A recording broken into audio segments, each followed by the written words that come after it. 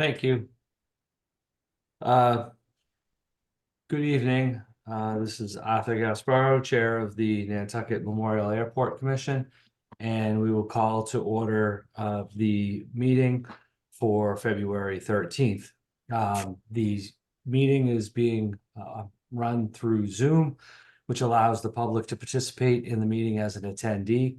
The chair can request that members of the public provide their names for the purpose of keeping accurate minutes of the meeting.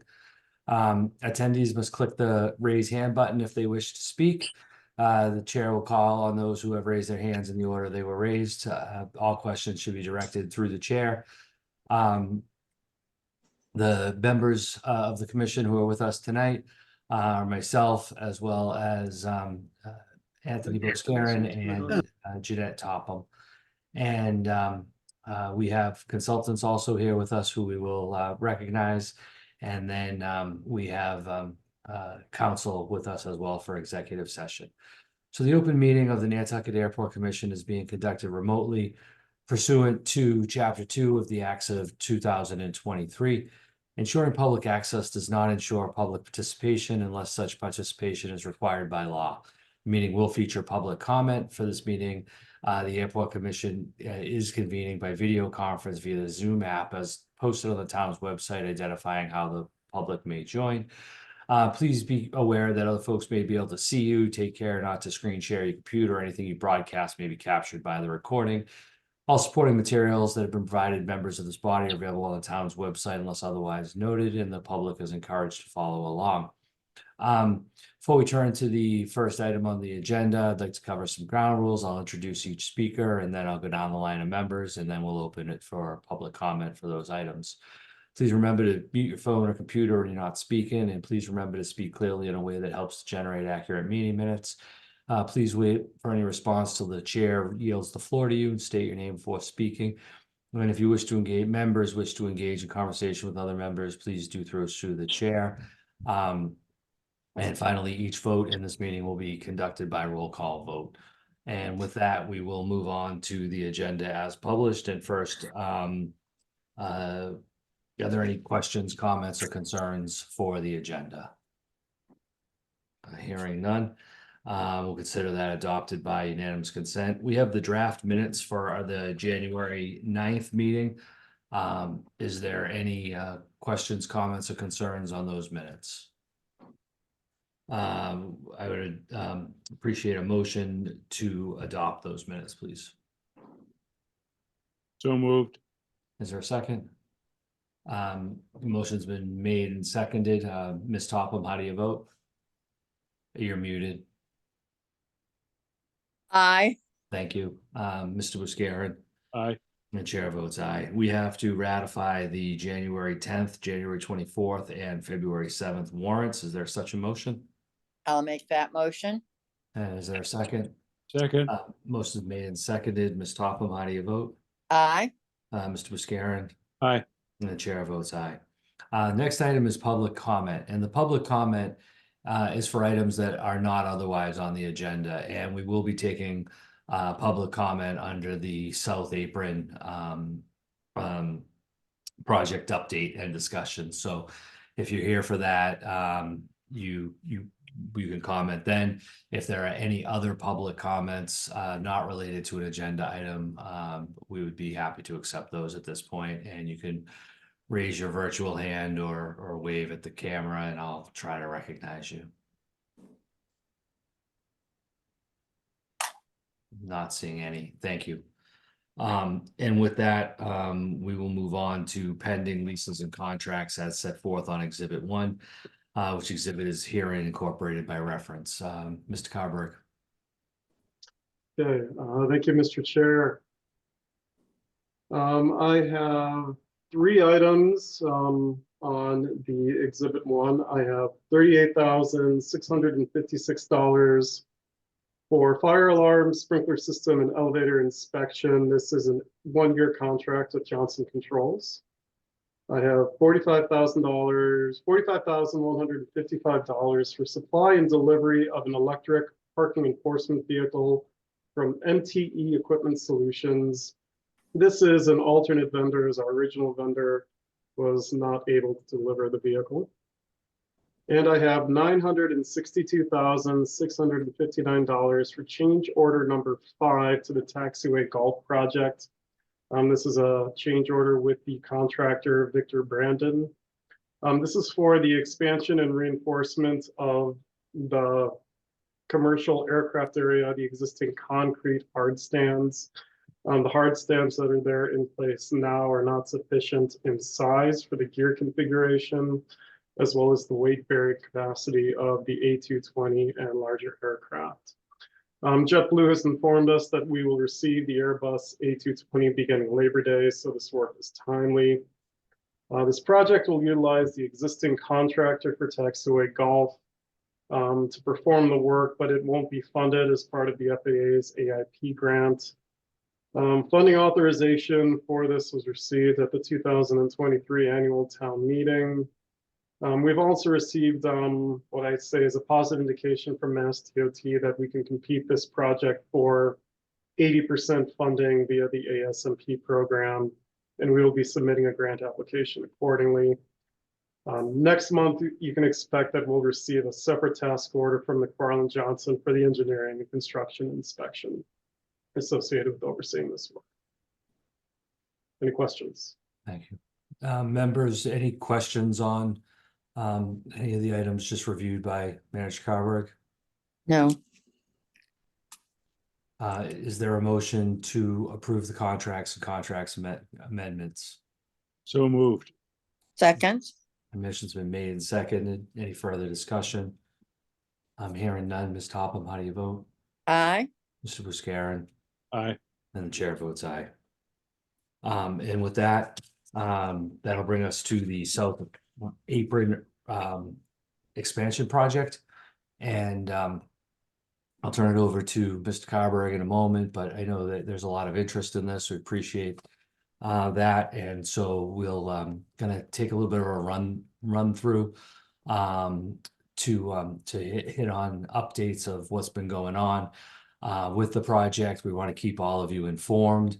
I know some of you I see were at our public forum that we had a few weeks ago, and we have some others here as well. So we will do our best to present information, keep you updated, and then to hear questions and concerns that you may have. Mr. Carberg.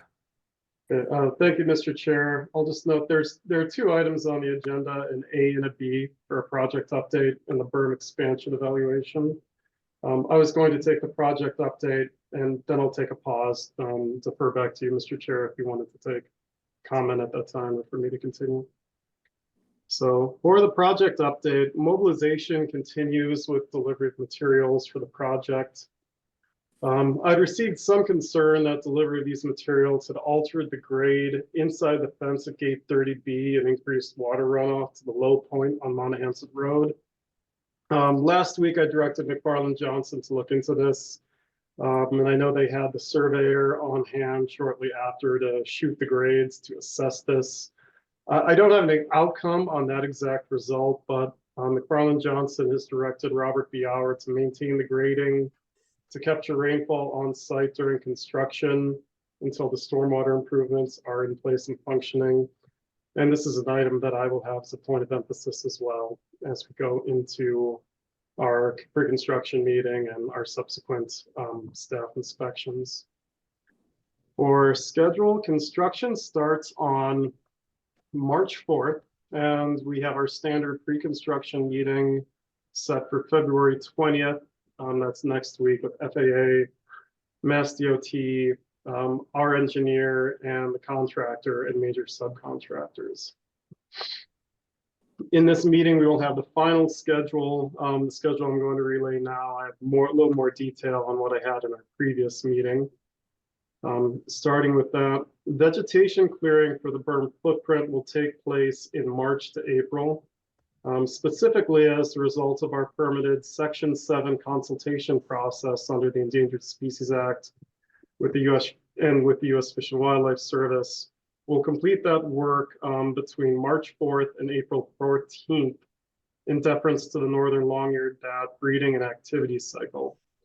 This is work we committed to that was above and beyond our original permit requirements based on a comment provided from the Land Council. Concurrent with and immediately following that work, construction of the drainage and infiltration systems will take place from approximately March 5th to April 2nd. The construction of the berm will take place in May and into June. The berm will be constructed as soil is excavated from the project footprints, first from the drainage areas and then from the ramp footprints. And at this time, I don't know if the berm is going to be built linearly full height from the northeast to the southwest, or if it's going to be built in lifts, the full length, lifts at a time to its full height. Paving would then begin in June and last into July. At that time, we'd also install the ramp cameras and noise monitoring stations, which are also additional items we committed to undertaking. And then painting and punch list work would be completed by late July. The contractor is requested to work 6 days a week, Monday through Saturday, during a typical 7:30 to 5 p.m. workday. They had also asked about the airport accommodating Sunday work, but I indicated I would deny that request. And that's on the basis that Sunday work, in my opinion anyway, is generally frowned upon culturally on the island. And also operationally, summer Sundays are very busy for us in operations. And I don't really want to divide staff time and attention away from the ramp to also oversee construction on a Sunday. I also wanted to update the commission. I've received a variety of public comments, questions, and some media requests on the topic of the South Ramp extension. I was going to take the opportunity to discuss that here, as I believe there's a good range of context for the commission to consider. So we've had 5 exchanges that I'm going to summarize. I received one call from an individual who is strongly in favor of the project. I also had an email exchange with a resident who is strongly against the project. My characterization of that exchange is that the resident's most vocal concern is that we should not be catering to the rich, and we engaged the resident on this point. I think ultimately that's their position and their opinion, and not necessarily looking to change their opinion, just explain our point. I received an email comment in support of expanding the berm to the southwest.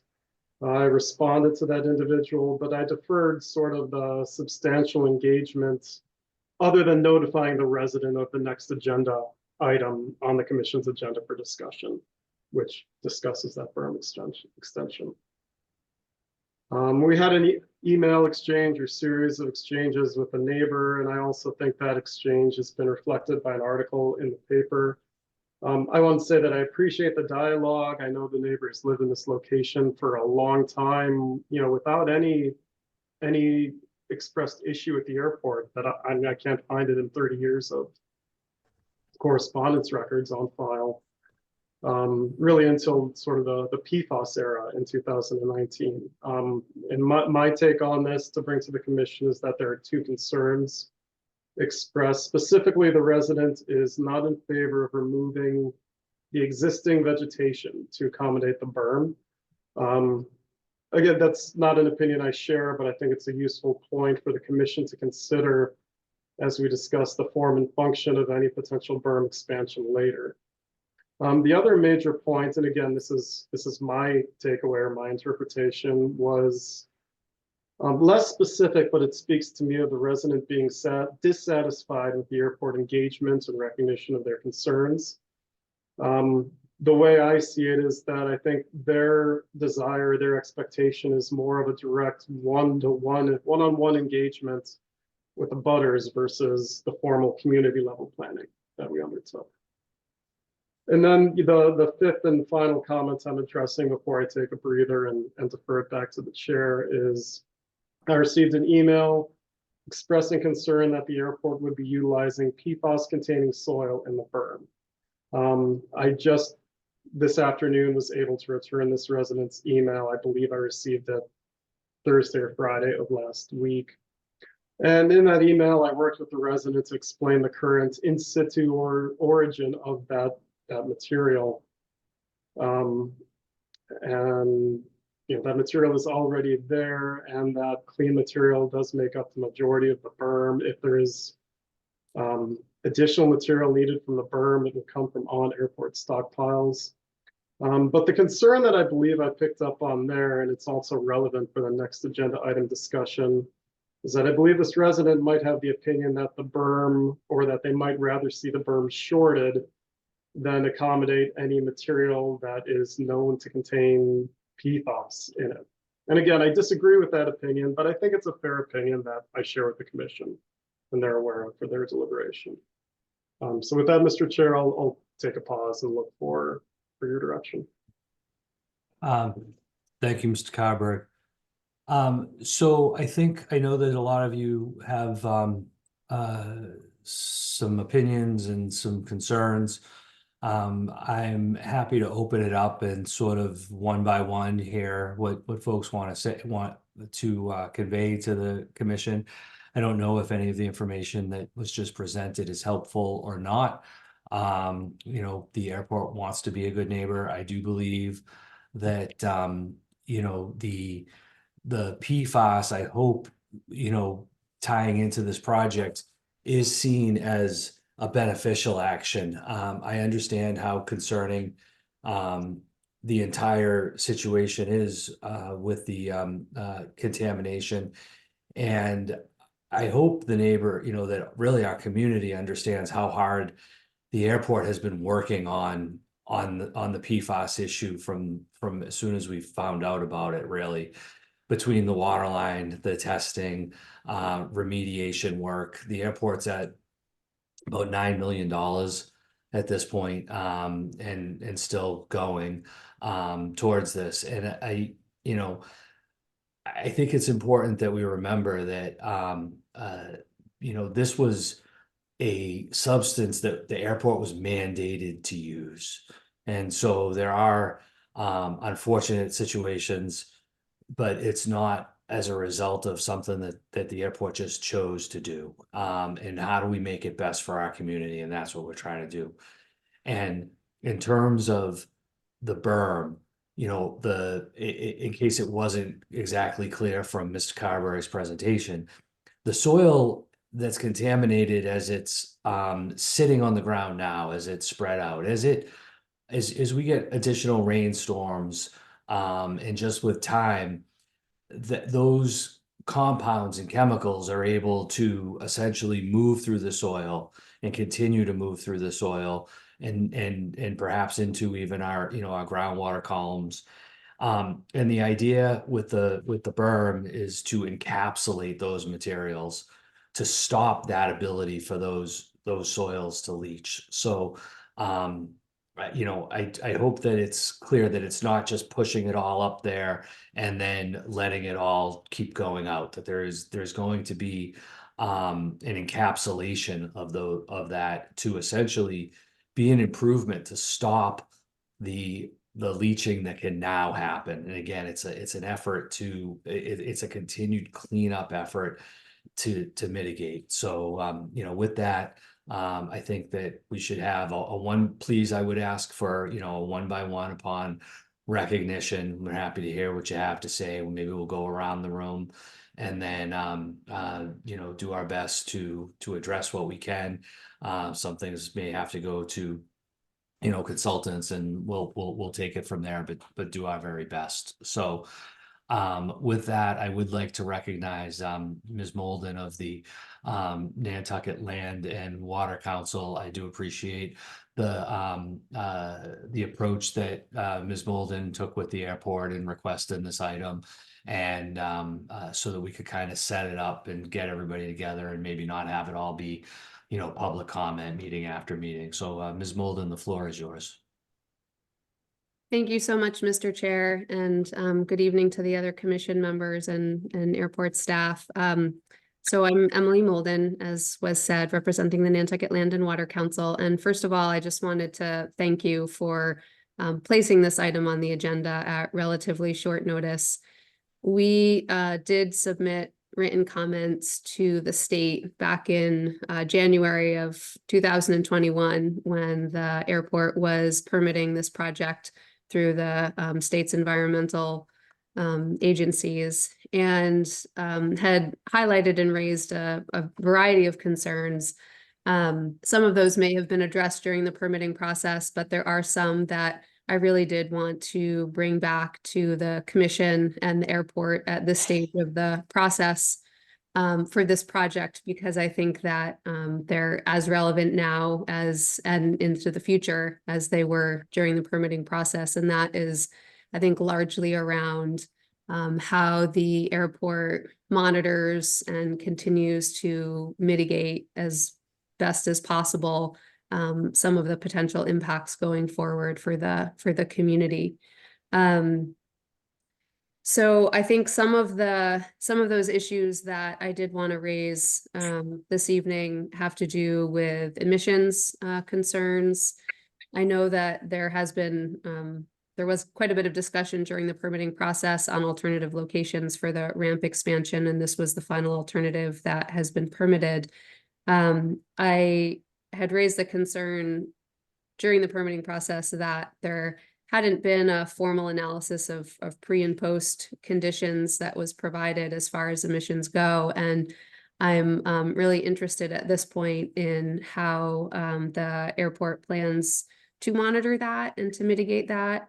I think specifically as far as the jet ramp expansion, I would love to hear and be informed about any future monitoring and management plan that the airport may be able to put in place to mitigate those impacts. For example, if the running time of the additional jets, is that being monitored? Will that be managed and will it be enforced? I think that having a ramp management plan and really establishing what the mechanisms for measuring air quality impacts for the immediate abutters, but also just in general for the community, is really important on an ongoing basis, and continuing to communicate how that's being done.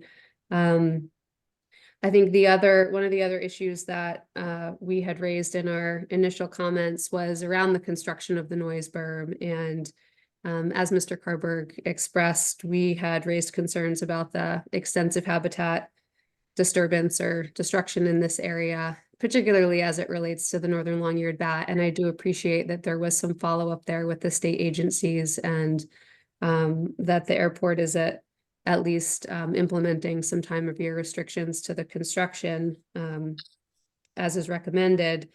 But I know at the time, there had been some discussion, I think, about how that berm was going to be revegetated and whether there were some options for replacing some of that actual pitch pine scrub oak forest habitat.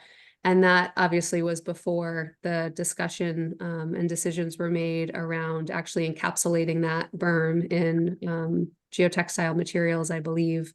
So I actually wasn't able to attend the January hearing. So again, I really appreciate this being on the agenda tonight, but I'm not entirely clear on whether there's still any potential for some of that actual forested habitat buffer to be replaced following the construction of the berm in that area. I mean, obviously for the benefit of the habitat, but also I would imagine for the benefit of the direct abutters.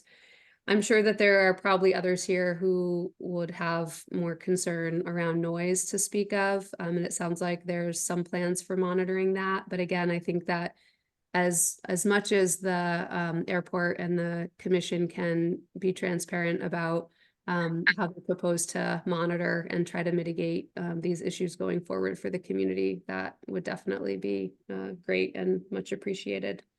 And I think that's all that I have at the moment. Thank you. Thank you, Ms. Molden. I'm not sure here whether we should go all the way around. I think probably that's what we should do, and then maybe try to respond collectively.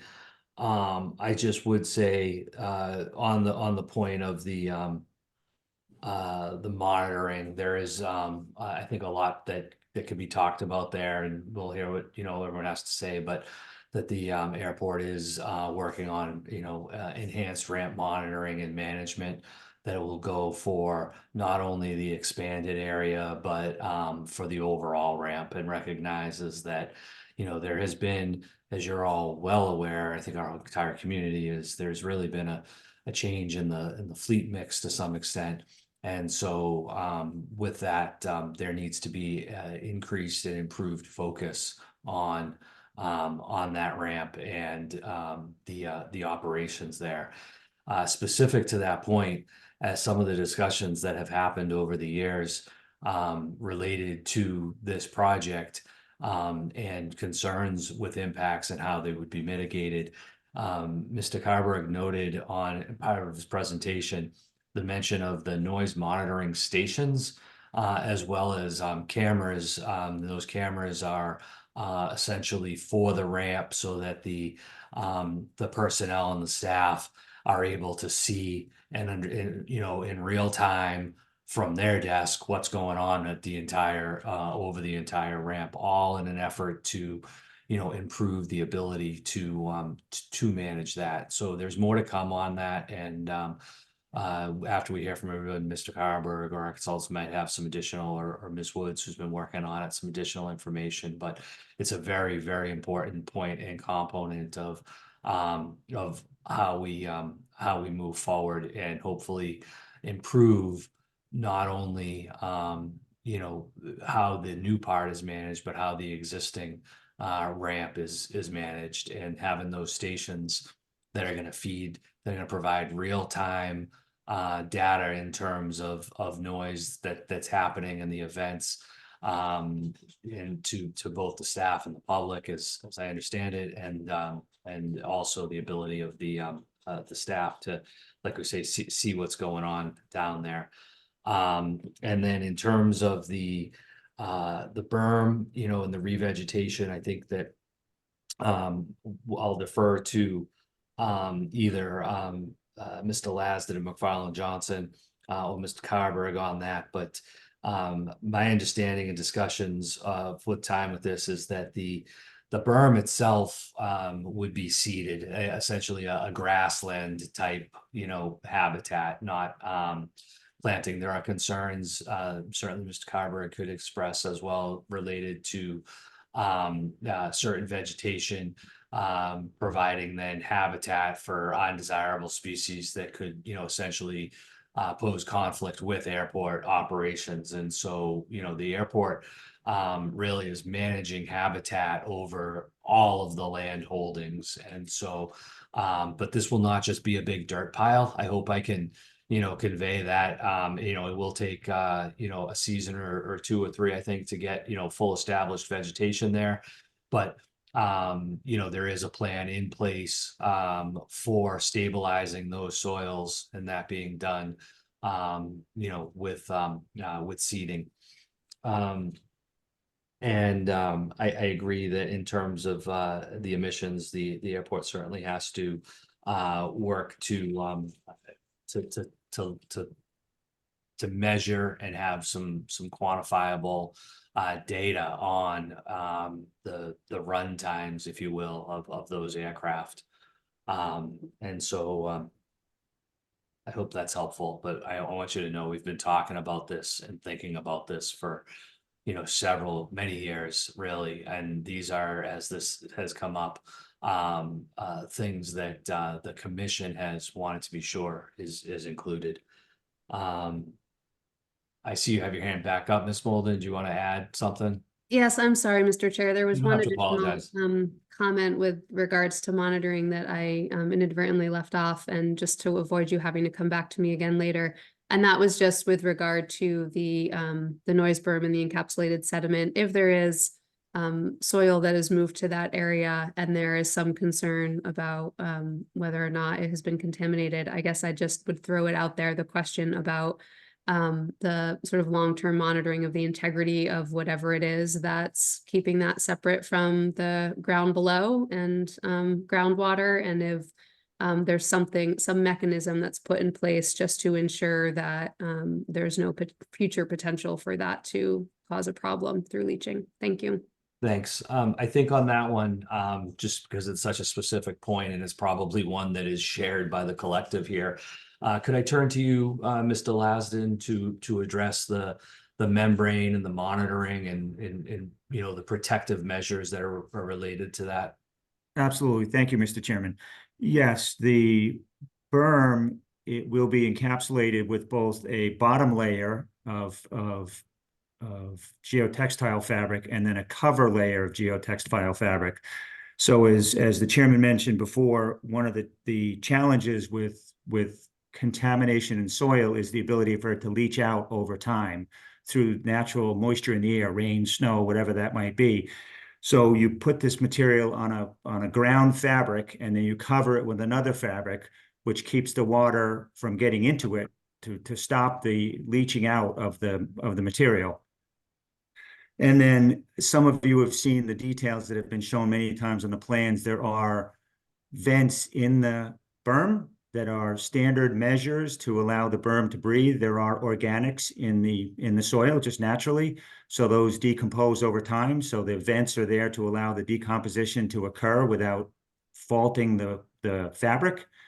As far as the long-term monitoring of that material, I think we need to go back and re-look at that. This process that we're following is a standard method that is used across the United States for closing landfills. This same process is used to close landfills, both commercial and residential landfills across the country. So I will get back to you on what kind of long-term monitoring we should look at.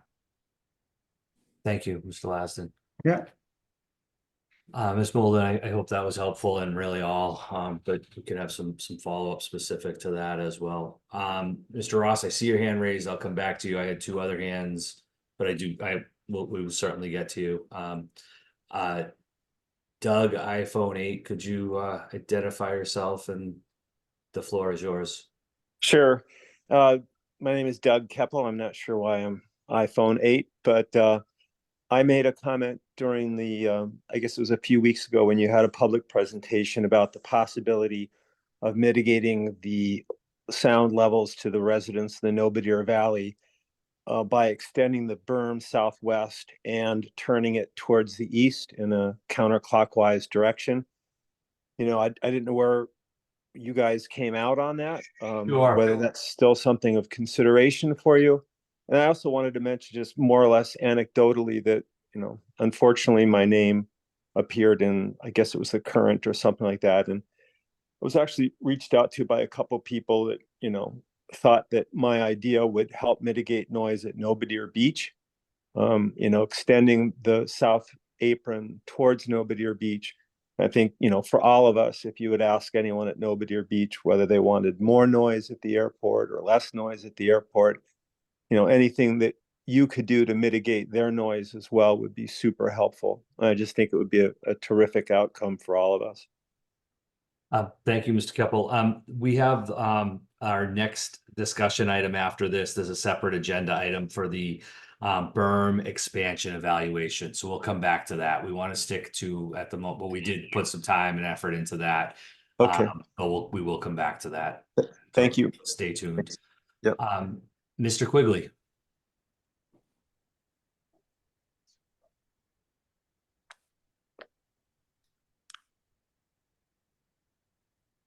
Did I lose you, Mr. Quigley? Looks like you.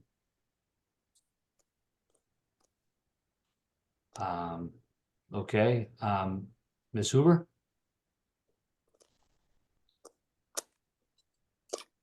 Hi. Hi. Hello, My husband's here too, so Mr. and Mrs. probably gonna let him talk first because he's I'm pretty, Nancy. he's pretty, Well, first of all, Hi. thanks for doing this. Thanks for having us. My name's Richard Sheehan. I live at 31 Monahanset. And basically, we're right in the teeth of this whole project. What I'd like to do is start by discussing what already exists here. And I believe the public cannot appreciate the scope of the project unless they actually stand here and take it in. Because this is basically, I think it's more than 10 acres of woodland, habitat. woodland and I don't think people can understand how incredibly disheartening and tragic it is to take in what this alteration is going to mean here. So we have 10 acres of mixed woodland, which is, has been said, habitation for local wildlife and plant species, Bats. some of which are rare, I believe. And even though they're not endangered, they're deserving of our respect and consideration. I have not heard anything about how that's going to be dealt with, but I don't think it's going to be good. The other thing is this woodland, even though it's 10 acres, is a carbon sink. And through my limited research, from what I found, approximately 3 to 4 tons per acre per year can be sequestered in this woodland. So essentially it's 30 to 40 tons that you are eliminating. I would think because the airport generates so much air pollution because of the nature of its business, I would think people would want to preserve this resource, not destroy it. They also, let's see, we plan to replace the woodland, which already serves as a buffer, with a berm, which I've just been recently educated about as far as the geofabric, etc. But,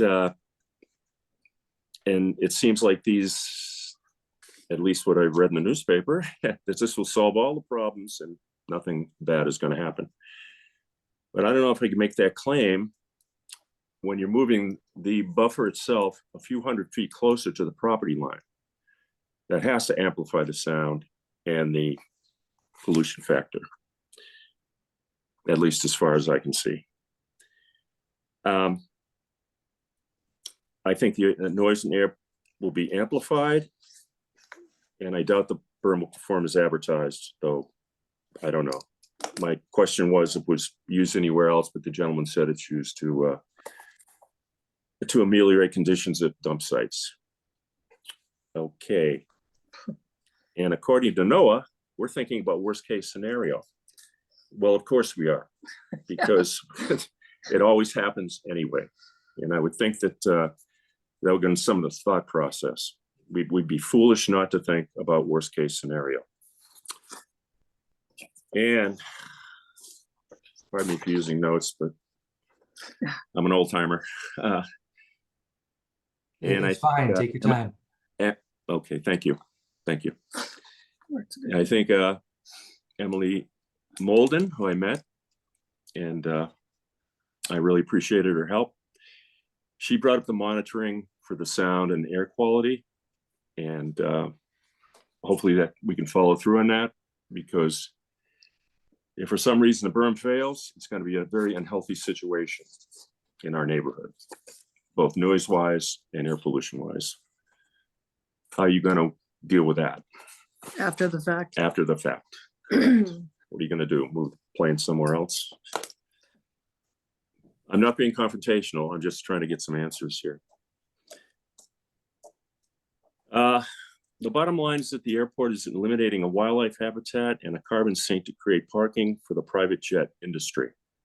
Private jets are the worst polluters in the aviation business per passenger. How can such a non-solution be considered the best option as far as environmental disturbance and operating efficiency is concerned? I do not understand how there cannot be another place around the airport to put these planes. You also have a southwest wind, usually in the summertime, where these jets are going to be taking off from the north part of the airport, I believe.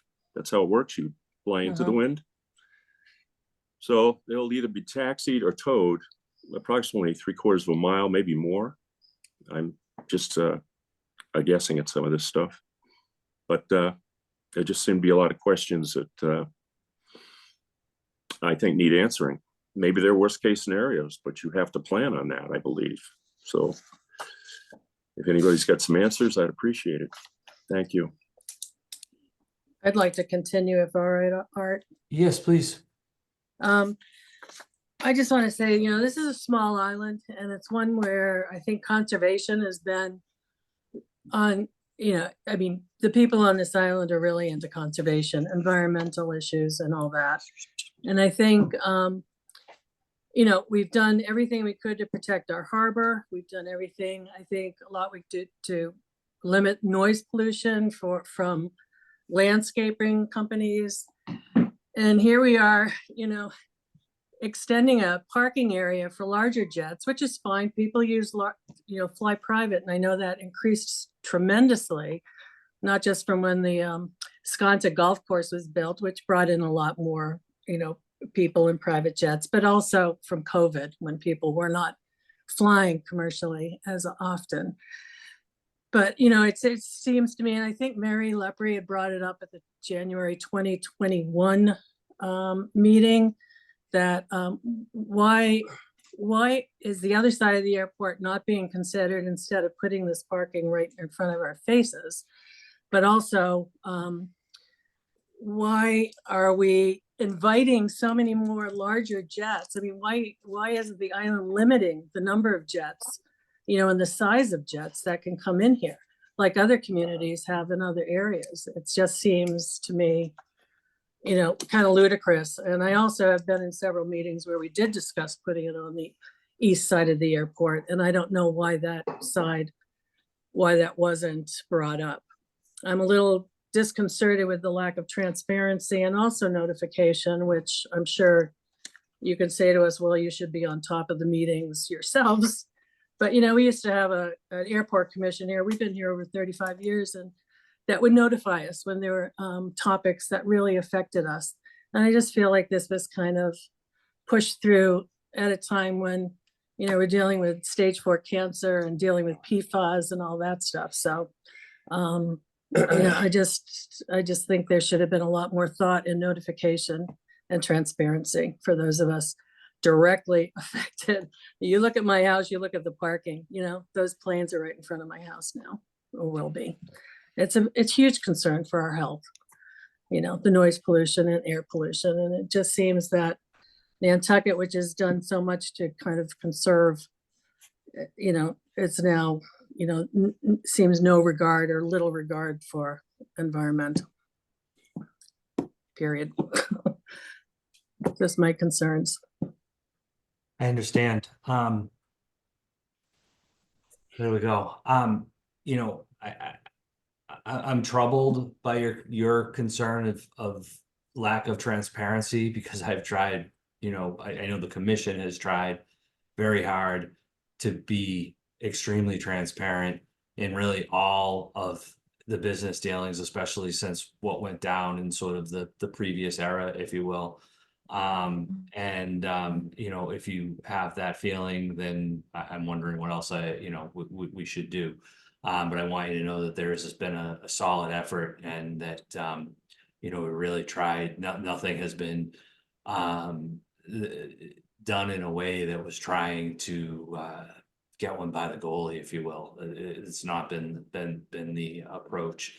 I'm not aware of direct notification, if you will, that's sort of typical in this situation, but I'm sensitive to your location and that point. You know, so that part of things, there was a lot of work that had been done historically in terms of master planning, going back, I think, to 2004, and discussions related to the location of where that ramp expansion would happen. Perhaps Mr. Carberry could expand on that a little further, but ultimately, through various planning processes, this was the location that, you know, and that involves the FAA and a lot of studies. And, you know, this didn't just get decided, you know, anytime recently that this is where this was going to go. In terms of the, you know, the jets and limitations, that is somewhat out of control of the airport, right? We're a facility that is, you know, funded with federal funds, and there are what's known as grant assurances for the airport, having over many decades accepted funds from the federal government for the operation of this facility. That, you know, essentially the strings, if you will, that come with those grant assurances are things like that you shall not divert revenue, and, you know, ability to place limitations, things that we've heard and discussed over the years related to things like curfews, size of airplanes, that sort of thing. That's not within our control. And I think that is a bit of a segue into the point of, how does this ramp improve a situation operationally and hopefully from a noise and emissions perspective. And that is, as we've all seen, it's, really post-COVID, but I mean, with this change in the fleet mix is that, these aircraft and, a lot of desire to sort of during that period of time to fly those aircraft here. If we don't park them, they are going to drop folks off, go park somewhere else, come back, wait for them to load and go again. So you have increased operations. It's not that these aircraft are not going to come to Nantucket because there's not this place to park. It's that they're going to sit and idle and then have another come and go operation when they go over and park in Hyannis. And so, the hope is that, we're not, I don't think trying to, and the project has been scaled back so that, as well over the years. And that we're not trying to, accommodate every single one, but there's an operational reality that exists that I think we all see. And you can't tell folks that they can't fly out of or into our public airport. And so that's the challenge, and that's what we're trying to do. And I understand there may be difference of opinion on this, but I want you to understand that the hope is to have less idling and get them shut down and get them parked and not have to have them come and go and sit and wait and cause even more operations because of the lack of the facility to accommodate the aircraft that are coming already. And I think that all of us as citizens of Nantucket have seen the rapid escalation of property values and situation of sort of the users of the island and the airport. And it's a reality that I think we're trying to all grapple with in a way that I hope, lessens, not increases impact on our community in a way that, they're going to come either way. So anyway, I don't want to keep going on, but I did want to try to address that and explain some of the thought processes that the commission has deliberated, over many meetings on this. And there's been talk. I know that I personally was involved in the airport layout plan actually having a potential noise barrier wall that extends all the way up along the existing ramp. Alternatives have been talked about and studied over the years. The other alternative to a berm being sort of a wall, like you see on the highways, noise barrier type things. Again, sure, that's a smaller footprint, but that's also a whole, another structural element that could be have other concerns related to it. And the idea would be that the vegetated berm, while I understand, that it's part of the size of the berm is in order to get the height, because you're sloping your dirt, so that you've got to have that be wider in order to get it higher. One of the things that we've discussed, and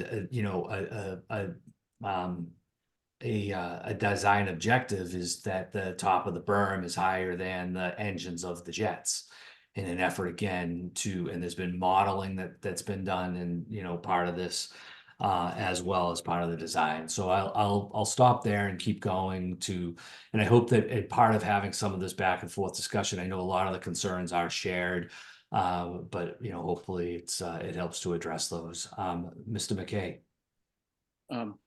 Good evening. I must say, without trying to sound harsh or angry, that the effort to say that the airport has been a good neighbor or transparent just strikes me as bizarre. I've been one of the people that have been writing to Noah Carberg and to Cameron Woods. I am too, also right next to Mr. Sheehan and Ms. Huber. I too am going to be affected by this. And when that response I got back was that I had notification on, I think the dates were December 18th, 2019 and January 12th, 2021. And that was my opportunity to have an opinion and to voice something. And then for the next 3.5 years, no communication. So you guys know us here because we were the PFAS folks. Everyone at the Airport Commission has our emails. They know when this location was chosen, apparently without opportunity for opinion, realistically, humanitarianly, if that's actually a word, that it's going to impact the very smallest area that has residential houses next to the airport. Our wells are already. Our wells were already contaminated, granted, and I've said very clear, I know it wasn't the airport's fault. That was the FAA. Okay, I'm looking at now after 3 years of that, having to come up with $15,000 to $25,000 to hook up because my well's been contaminated. But I don't want to even get on the PFAS right now. I'm talking about this. If in fact that was chosen, you all know that the Sheehan and Hubers, the Rosses, the McKays, and the other McKays, all right here next to where you're talking about doing this, are going to be affected. And one of my comments to both Noah and to Cameron were, you're communicating with the Surfside Association? And I'm not a member. The Rosses aren't members. My brother's not a member. So if that's consistent to justify communication, the response I got back was, the airport's not responsible for communication amongst the association. Not even answering the question. And then I see that on February 9th, the assistant to Noah there, Valina, sent another email to the Surfside Association as its means of communication. That's abysmal. You guys know we're here. You know, if you stood here and looked at the fence, you know that those 10 acres are going to disappear, and we're going to look at a berm and the tips of the jets. I don't know how anybody there can claim good communication and transparency. It just, If it was your house, would you want? if you were all standing here, the houses here have decreased in value due to the PFAS. They're likely to decrease again, probably not as bad as we feel right now, because granted, we're all emotionally torn up by this lack of caring, by this, I call it pork barreling. You know, it's so infuriating. In 21, we were embroiled with the PFAS Right. to try to get water. Now we're just getting water after all this time, and we have to face another whole fight. To say that we had our opportunity in a 30-day appeal period in January 12th is absurd. We were dealing with PFAS then. That was brand new. I've had cancer too. So has Dick. So has my brother. The dogs have died. We've all been affected by that. You think we're going to be thinking about an airport expansion? We're not. And if we knew, we would And never if we knew, agree. just look at all the people that are here now when it's actually public. And unfortunately, probably it's a done deal. If it was actually communicated with, if you were transparent, this whole dialogue would have been occurring back in 21. Not now. I don't know what else to say other than the fact that I'm disgusted. I don't understand why you can't choose the other side where JetBlue is over there. I heard rumors from somebody that it might be endangered grass. Okay, a little bit of endangered grass can be moved, but it's okay to cut down 10 acres of trees and the carbon footprint? We're asking for a compromise. If you would consider compromise, would you leave half of them there? Is there some way we can compromise? Not to minimize the visual and practical aspect of having some of those trees there is huge. To think that the berm's going to be fine. You can talk about all the products going into the berm till the cows come home. It doesn't make any difference. You're removing the visual, aesthetic, pleasing, and noise reducing and carbon reducing aspect of trees and a barrier. If any one of you lived here, you'd be voicing some of the same concerns. You're trivializing what is a big concern. I hear the need for airport expansion, although let's face it, it's not Cessna's nowadays, it's jets. Okay, the jets are bigger polluters. Right? I even understand that you need more space. I'm not arguing with that. But you chose the one location near residents and you're destroying trees. And I think the answer I got from one of my letters was that for the other side of the airport was environmental concerns and permitting concerns. What were they? What were those environmental and permitting concerns that say that with JetBlue is over there, where there's no residents? That can't be said. It's like this is proximally closer to the existing parking, so it's easy to assume that that's why it was chosen, because it's proximally closer and easier. That may not be accurate, I hear that, but it certainly appears that way. Because consideration to the neighbors here, in my opinion, and in the opinion of everybody on this screen and a lot of others who are on at this meeting right now, is that no one would choose this. This is painful. Perhaps, this is painful. I mean, I understand and hear what you're saying. We're trying to balance a long-term process out here, and perhaps, Mr. Carberg could give a little bit of the history of sort of how we got to where we are. I don't, Mr. McKay, I want to try to address the things the best that we can here for you. Can you tell me why the other side, what were the permitting? Well, yeah, that's what, if you would concerns? just, Mr. McKay, please, that's what I would ask Mr. Carver to give a Okay. little bit of history and discuss how, the long-term planning process and, how we ended up here, where we are. Sure. Thank you, Mr. Chair. The work I've reviewed that predated my tenure, I think I've been here since January of 2013, was 2004 era, what's called an environmental assessment and environmental impact report. It's a combined document and tool that the airport uses to do its permitting and mitigation. So that's where you do the things like you assess areas for rare species, habitat, and other environmental items. And in that 2004 document, the airport looked at shifting the entirety of its general aviation operation over to the bunker area, accessed off of Old South Road, Bunker Road. And traditionally, I think when people are familiar with airports, that's how the majority of airports are set up. They split off their commercial and general aviation uses to different sides of the airport. It just seems to be generally, they're not easily compatible between security and operating requirements, and I think people can realize that. But the airport looked at this in 2004, and the environmental impacts, they end up being more than expanding the ramp in the existing location. Not only do you have to put 6 acres of ramp in one site versus the other, but you need to add all of the ancillary pavement, taxiways, buildings. And that ends up taking up more habitat. It requires more carbon and more energy to construct. The habitat on the bunker side of the airport, frankly, it's more valuable from an ecological standpoint than the habitat south of the South Apron. And that's what we found in our most recent permitting. In assessing and I have 6 acres, not 10 acres of woodland impacted. In assessing the 6 acres of woodland impacted, right now it's populated by pitch pine, scrub oak, yellow bamboo, and Japanese knotweed. Those last 2 species are highly invasive. The habitat on the east side of the airport is highly valued by the state permitting agency. They go by the Natural Heritage and Endangered Species Program. You might hear me refer to them as MESA. But this is their evaluation, not mine. That is a higher value and a higher use for plants and moths specifically that we're held accountable to. What about humans? Please, let's. Okay. I know.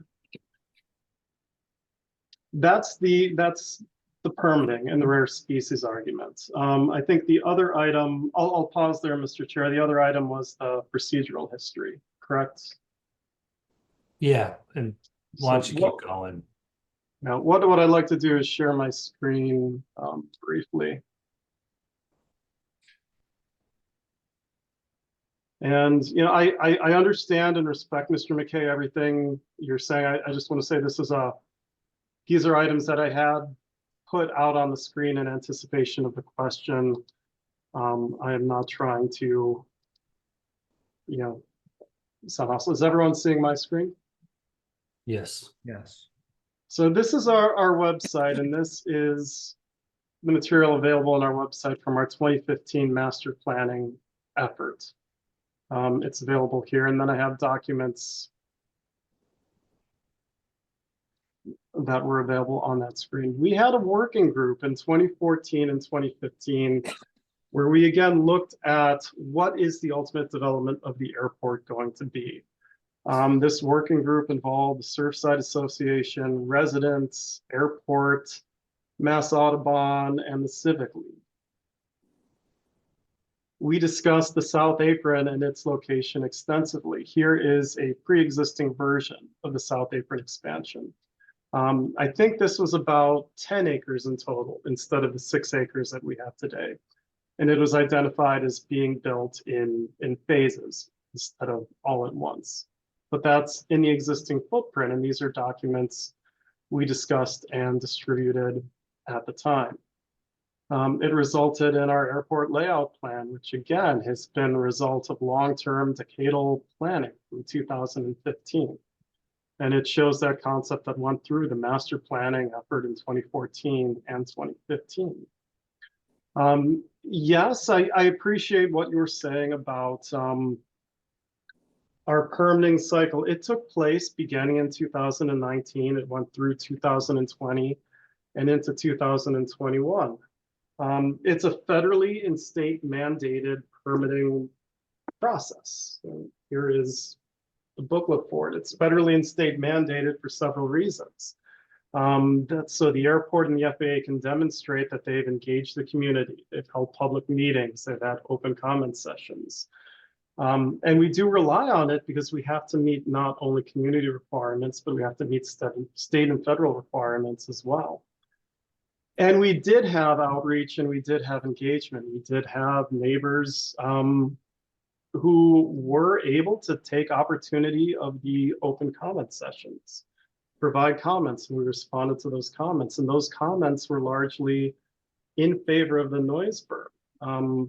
Even further than that, I'd say the commission held, a number of extra meetings through, I believe it was 2021. It could have been into 2022, specifically to make the berm a requirement if the ramp was to be expanded. I understand the comments on outreach and engagement, but I have to emphasize that this was a long-term planning outreach. It didn't begin in 2022. It didn't begin in 2019. It went back to at least 2014, the issues of moving the ramp to alternate locations. A good effort was originally taken in 2014, and we looked again at alternate locations with this effort in 2019 through 2021. And it's the same issues, moving the ramp to another location. The other location is biologically more valuable. That's not my word for it. I think that is the state's assessment. It's not only constructing 6 acres of ramp in the bunker area, it's constructing another 10 to 15 acres of taxiway and associated infrastructure. That's a much larger habitat impact. And I think I'll leave it at there. There are other items that I might direct at the or address at the chair's discretion. But I think that's the topic area that I was asked to address. Thank you, Mr. Carver. I see that some hands are up, but if you've already spoken, I will go through everybody and before I come back to you as well. Mr. Ross, you had your hand up, and I had said I would recognize you, please.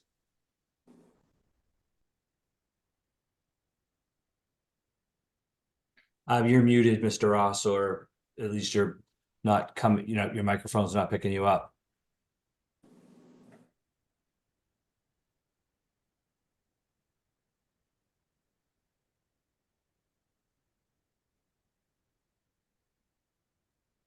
I'll come back to you if you want to maybe fool with the hardware and see if you can get that going.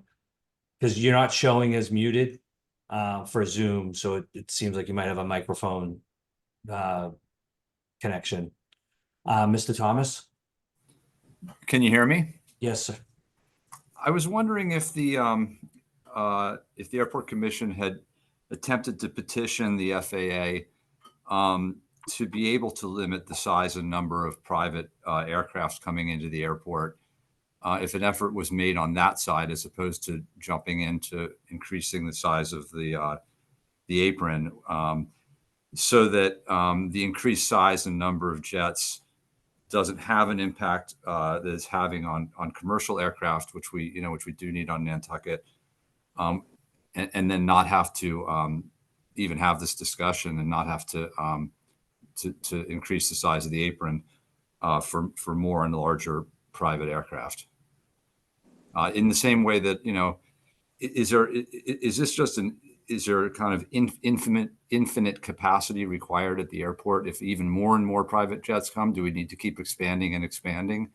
And we have a harbor that can only fit so many boats, and that's what it is. Was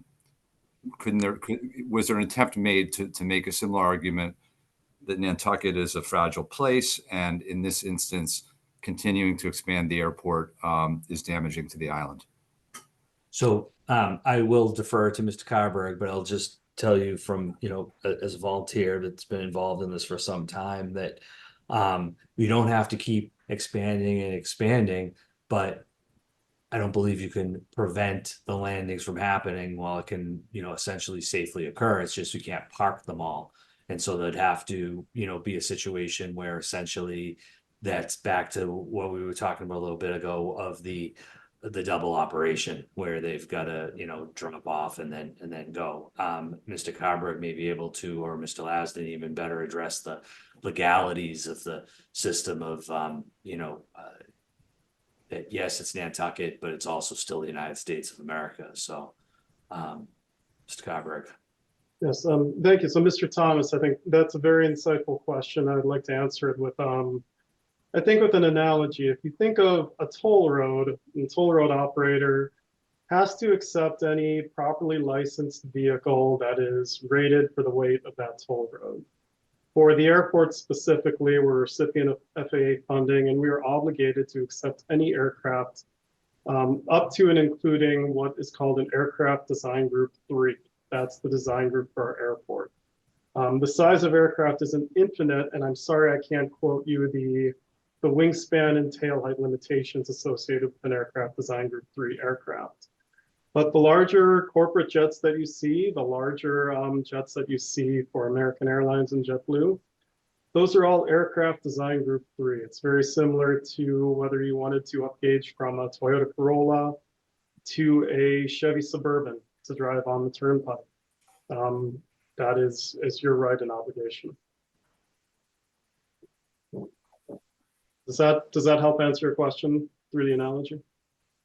A bit. Are there no airports in America that have limited capabilities and just simply at some point can't accommodate more and larger aircraft? So there are no public use airports which have been able to do this. There's a provision in the FAA regulations. It's called a Part 161 access restriction, and it lays out the methodology an airport needs to follow if it were to request that. To date, none of these have ever been granted by the FAA because none of them are congruent with the regulations. Okay, thank you for your answer. Thank you, Mr. Thomas. Mr. Quigley. I think you can hear me now. Is that correct? Yes, sir. I apologize, Mr. Chairman, last time I had to unmute. It seems there's something with your Zoom meeting, you have to say that you accept the fact it's being recorded. Perhaps Mr. Ross would look for that if he wishes to get unmuted. I'd just like to say that the Surfside Association, which I represent, has been working for years with the Airport Commission on this whole area of expansion. And we originally requested a long time ago that a berm be built for noise and pollution purposes. And it has come to fruition. Then I found out that the berm was going to be constructed with the PFAS soils that are contained on the airport. I was concerned until I saw the construction drawings and went through them in great detail and found that the encapsulation process is very unique and very good, and I applaud them for taking this point. We've been involved, as I said, for a long time, and you do not have to be a member of the Surfside Association to attend our meetings or receive information. We've been representing the ones that live in the area. I'm sorry that the individuals that have spoken before me have the concerns. I wish they had come to us or to Tom Sidlowski, a year-round resident, a member of Rotary, who is there. He can answer your questions. Please contact us. So that's all I wanted to say. I'm in support of this project, and I thank you all for giving me the time. Thank you, Mr. Chairman. Thank you, Mr. Quigley. Ms. Lepre. So I kind of have to agree with Peter McKay. I don't really think that the airport has been a good neighbor. I was lucky enough to have my levels be just high enough that we were able to get town water. But I think that all of them should be getting town water paid for by the airport because they're going to qualify. The numbers are changing and it's coming out that no level of PFAS is safe. And then I just feel like we've only lived here 5 years in this area. I grew up by the windmill. So I feel like the airport's not a great neighbor. I don't know that you guys have kept records of the emissions or the noise, because when I call, I'm asked what the tail number is, and then I have to go get in my car and drive around and see what is the airplane that is on. When I think that where you are, it's not that big of an airport. You probably could look outside and see what plane is running. And a lot of times I've had to call multiple times. I mean, I just think, like, if you had research to say it will cut the sound down by 50% or it will cut down the emissions, I think that would help, but I don't think you have that information. Thank you, Ms. Lepre. You make an excellent point, and that is what I think that the airport has to be committed to is an improved ramp management plan. And I know that the commission has had discussions related to that being an expectation for supporting this expansion project, and that the staff is actively working on that, and that's where the monitoring, part of those components. What I've asked, and I just want to know you to know that we've had these discussions. It's and how can the airport, better, effectively reduce the run times on the ground. That's what I'm looking to see, and I believe I speak for the commission. So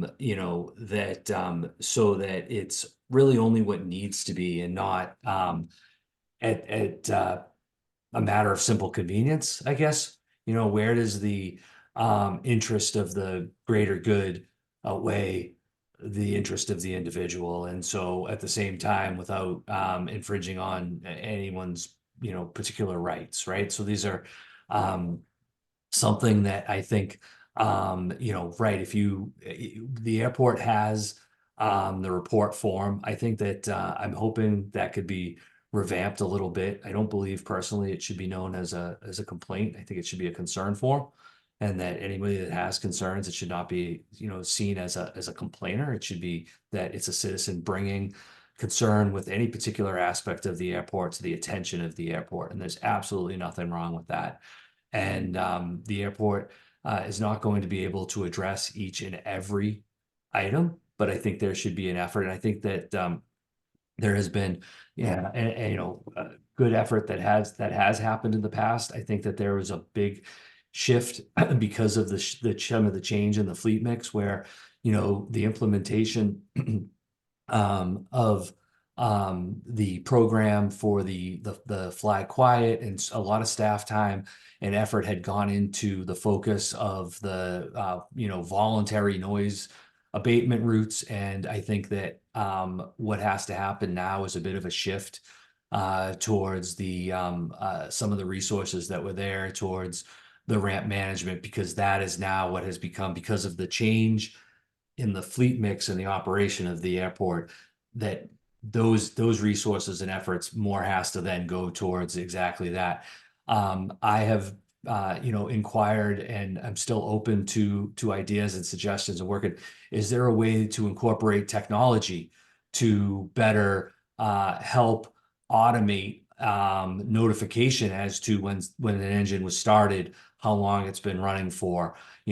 Where can we've got folks that run Twitter accounts that can know when so-and-so's jet is taken off and where it's going. So how can we possibly utilize or leverage things of that nature? And that's all sort of right now cutting edge, but it has, so that those are discussions that we've had and is actively being worked on. And we really have to, and there are periods of time. I've had this discussion with the previous manager and the current manager and staff for a lot of years. How do there's sort of the Sunday afternoon issue, say for departures, if you will, where it's, the overall volume and what do you do? But then you have what I see as, where can we really make a difference, perhaps on the more of the one-offs? It's Tuesday morning at 5:30. It's a lot easier to identify a particular operator, and can we bring down that overall time period of operation again, it's not preventing an operation, it's being more efficient and having an understanding between the airport and the airport users of the expectations that we are a most sensitive environment, and that our expectation, how do we convey, and to the extent is it enforcement, is it the carrot versus the stick? So I know I've gone off a little bit. It's near and dear to me. I really want to see that happen. And I know that our staff is actively, working on that, and it's very much related not only to the expansion project, but the current ramp. So, and if you are able to provide tail numbers that, I don't think it's that you can't file a concern, but it's sort of like any kind of thing like that. It's sort of like giving the police the license plate of the guy that's doing 100 down the road, right? If you had the license plate, their job's going to be a little bit easier.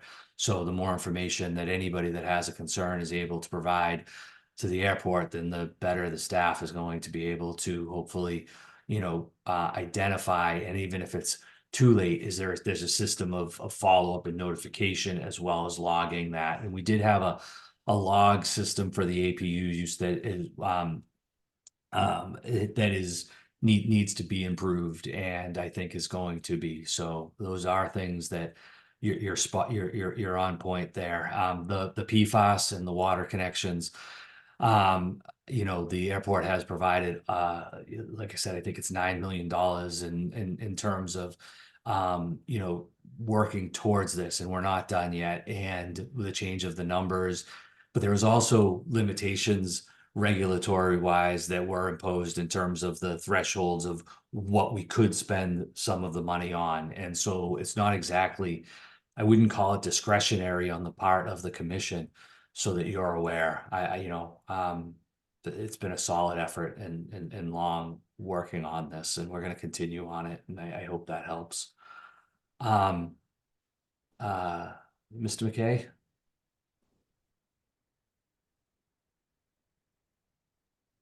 Can you hear me? Yes.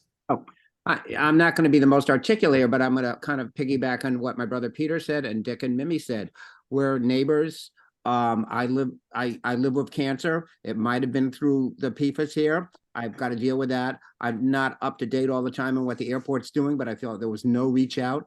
I cannot believe you're going to take away 10 acres of pitch pine. It was like when the other areas industrial on the other side of the airport. I know you said there's some reasons there. I just don't think it was thought of that thoroughly.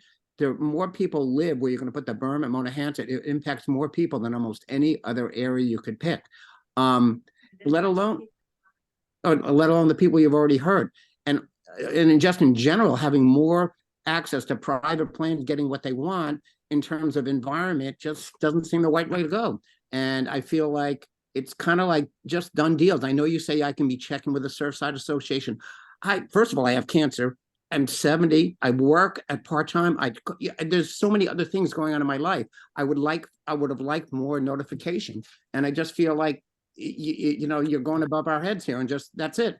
I guess that's all I got to say. Thank you. I hear you.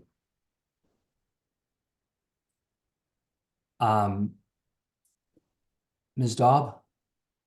Yes, I thank see you. Mr. Ross. Can you hear me? Yes. Okay, so I have a question. From what I understand of what you said, that the airport is going to be increasing monitoring for noise and pollution. So I appreciate that, but what are you going to do about it if there are operators who are exceeding what we would like to see happen? What action will the airport take? So that's if I may, that's exactly what we're working to determine. And when I say sort of the you know, the carrot and the stick, there is the airport, you know, can't prevent someone from landing on the airport. It goes back to sort of the discussion we've already had, but we do provide services. And what opportunities might the airport have under this management plan to use that to sort of be a incentive for, shall we say, improved compliance with the policy for how long they should run for. So So are you saying then that basically violators get a pretty please stop and that's all that can be done? I'm not saying that. I'm saying that there's a that's a work in progress, and that trying to figure out and determine, you know, how best to accomplish the goal of you know, minimized run times of the aircraft, which has the benefit essentially of reducing both noise and emissions from sort of in a situation of part of it right now where they're you know, operating in some instances, and I think a lot of instances, for longer than would be required, I believe, operationally. But it's not, I've come to learn, because I've asked the question for a lot of years, and why can't you? Commission has a policy that APU use is limited to 15 minutes, right? But what happens when that's exceeded? And that's what you're asking me, and that's a question that Yes, that has been asked for a while. So we've but tried. you're not getting any answers?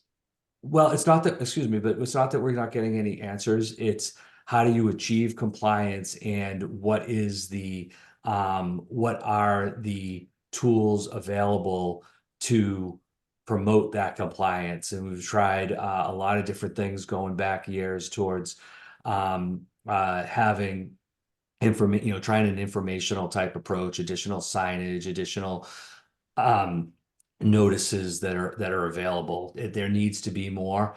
And so to that, I will say to you that I'm committed to work on that. I believe the commission is committed to working on it. And I know that I have sat down personally with discussions with Mr. Carberg and Ms. Woods, and it is in progress. So So is the yeah. FAA permit you to put any teeth in it, or is it really just So that's, pretty you know, that's please? gonna come down to, that's what we're working on, is what is the extent? And it also is part of the overall, which is better way to, you know, and again, we could go down a whole other, you know, I don't want to call it a rabbit hole, but larger discussion on that particular point. You know, it would be better, to the extent possible, to incentivize compliance than to penalize non-compliance. So how do you make that work, right? And so I don't want to get into all of the details of some of the ideas that are being floated at this point, because that is underway. But that's the sort of some of the thinking, and the how do we achieve that goal? So it is being worked on. Thank you. Thank you. Ms. Glowacki, Perry, excuse me. Thank you very much. Most know me as Megan Perry. I appreciate you guys having this meeting and in listening to other people speak. I have to say I very strongly agree with all of the McKays and Mimi and Dick. To me, this sounds a fair amount like a lack of due process. And as someone who was just a plaintiff in a case that was brought to Superior Court, essentially saying, yes, there was a lack of due process, I would urge the airport to maybe take a deep breath and take a little bit of time and make sure that your direct abutters are informed, not through the Surfside Association, but actually send them a letter. I know the planning board has to do that. I know when I'm doing something on my property, so much as like planting a shrubbery, I let my neighbor know. So I would encourage the airport to possibly do that, because it does sound like a lack of due process.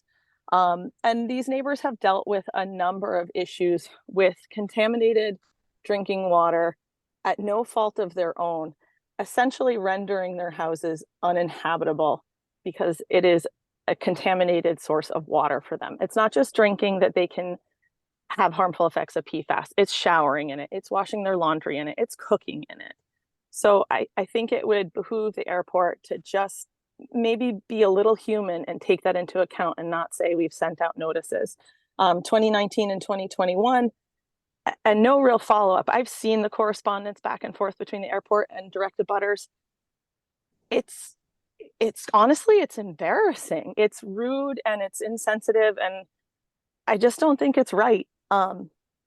To ask somebody to then hook up to town water at roughly $20,000 because their water is contaminated, again, at no fault of their own, that's a lot. And then to say like, oh, we're going to put in a berm that has potentially PFAS contaminated soils, but no need to worry because we're going to line it with synthetic material, and then we're going to put another layer. We're not. PFAS leaches. And I think we can ask people from, say, like West Virginia, how they feel about PFAS contaminated areas being contained. And so I think we need to think about that for a second. I did have a question for Mr. Carberg. Did Natural Heritage say next to the McKay's property was the better location for this? Or was it just that out in the Bunker Road area where it's already a disturbed environment was not as good? Because Bunker Road's already disturbed. I don't understand why next to the McKays would be better. Just curious, and I find it hard to believe that Natural Heritage would recommend that one spot over another like that. So those were, yeah. Thanks. Yeah, Ms. sorry, Perry. sorry. You go ahead and answer that because I'll wait. Well, and ask I'll take care of that. Sure, So, great. You know, as was mentioned, it's not just the one piece of the you know, the ramp. It's all of the impacts related to the overall infrastructure that's required to access and utilize that ramp. And it's you know, as I think you're well aware, a lot of Natural Heritage permitting is related to numbers of size, you know, in terms of acreage in comparison and square footage. And the area is, you know, you say disturbed out by Bunker Road. I would, you know, respectfully disagree. There is some area over there that would have been also disturbed, you know, as that is not currently disturbed. The airport manages a large part of varying habitats, and I just don't think it's as simple as you may think, that it's sort of, oh, it's all industrial over there, so you know, where that ramp would go, there's you know, or that they said that you can't do this here or that you have to do it there. It's I think you're well aware of the process that's involved in terms of looking at those alternatives and overall studies as they relate to impacts related to size of area that would be that may and there's also and Mr. Carberry touched on this, there, you know, not all habitat is created equal, I guess would be the way that you know, you have to consider that some of it is weighted and some of it has different species. I have been part of the technical advisory group that meets with Natural Heritage every year for, several years. And, there's a lot of work that goes into that, in the discussions with them. And so, Mr. Carberg, is there anything you'd like to add to, Ms. Perry's comments? Yeah, no, I appreciate the direct question. And specifically, the answer is yes, Natural Heritage publishes their value of different areas through a geographical based information system that shows overlays of habitats of rare species, priority species. Excuse me. And they published that exact atlas at time of purpose, and that atlas says they don't value the area of the South Ramp as much as they value other areas. But did they recommend that location over another one?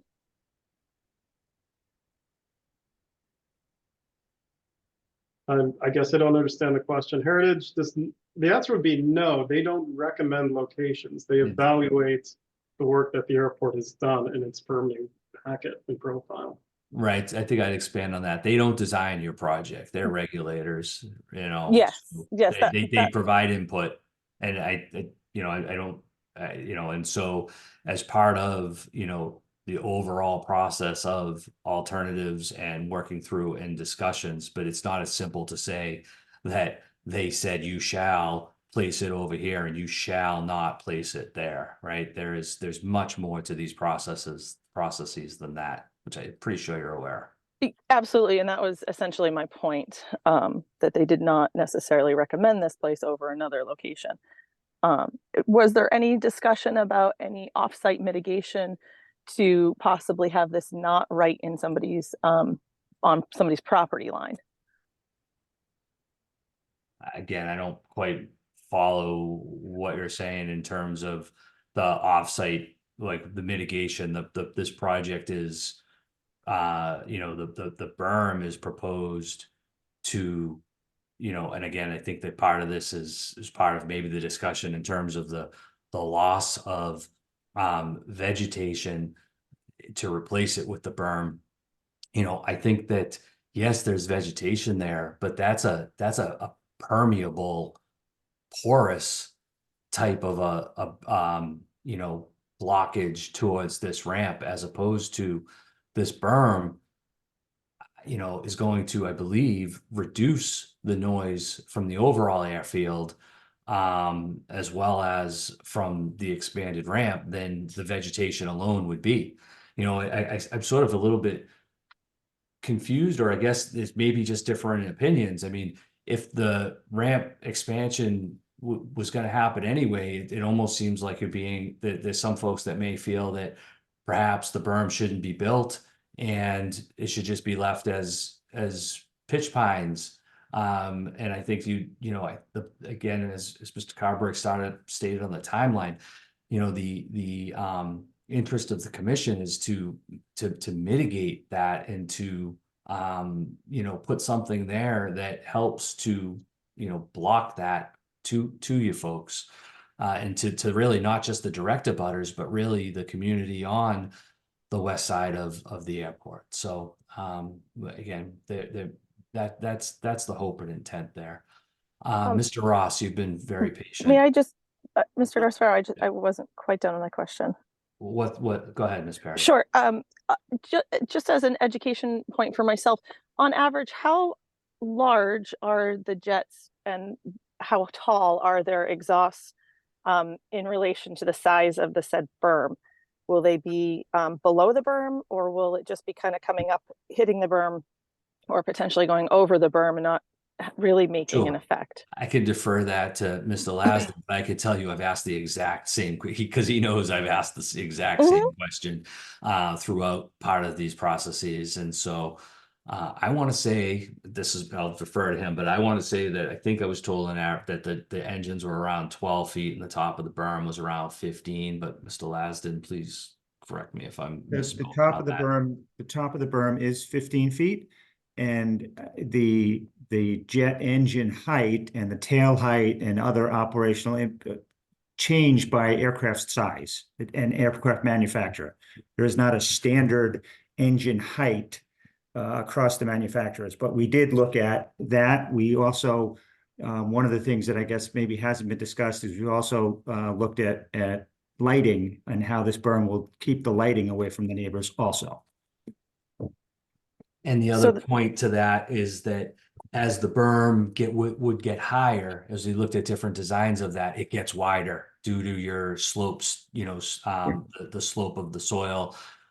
So as you're balancing all of those, things that is there. But I want you to know that great question, and it's certainly been one that, and there was modeling that was done with noise contours, generated in terms of how, that berm could and is projected to reduce the projection of the sound, and I think it's better, sometimes better, that from that location. There was certainly improvement that was shown, by that modeling at that height. So I hope that helps. Ms. Perry, again, please, do feel free to, direct, additional questions that you may have, to staff, but I hope we've, addressed. Will you be having another public meeting regarding this? I don't know that, I mean, there will be, we have public comment at the start and end of every airport meeting. So there is certainly, and I know, that, so you more than everybody is more than welcome to. Would you if there are consider making it additional- an agenda item?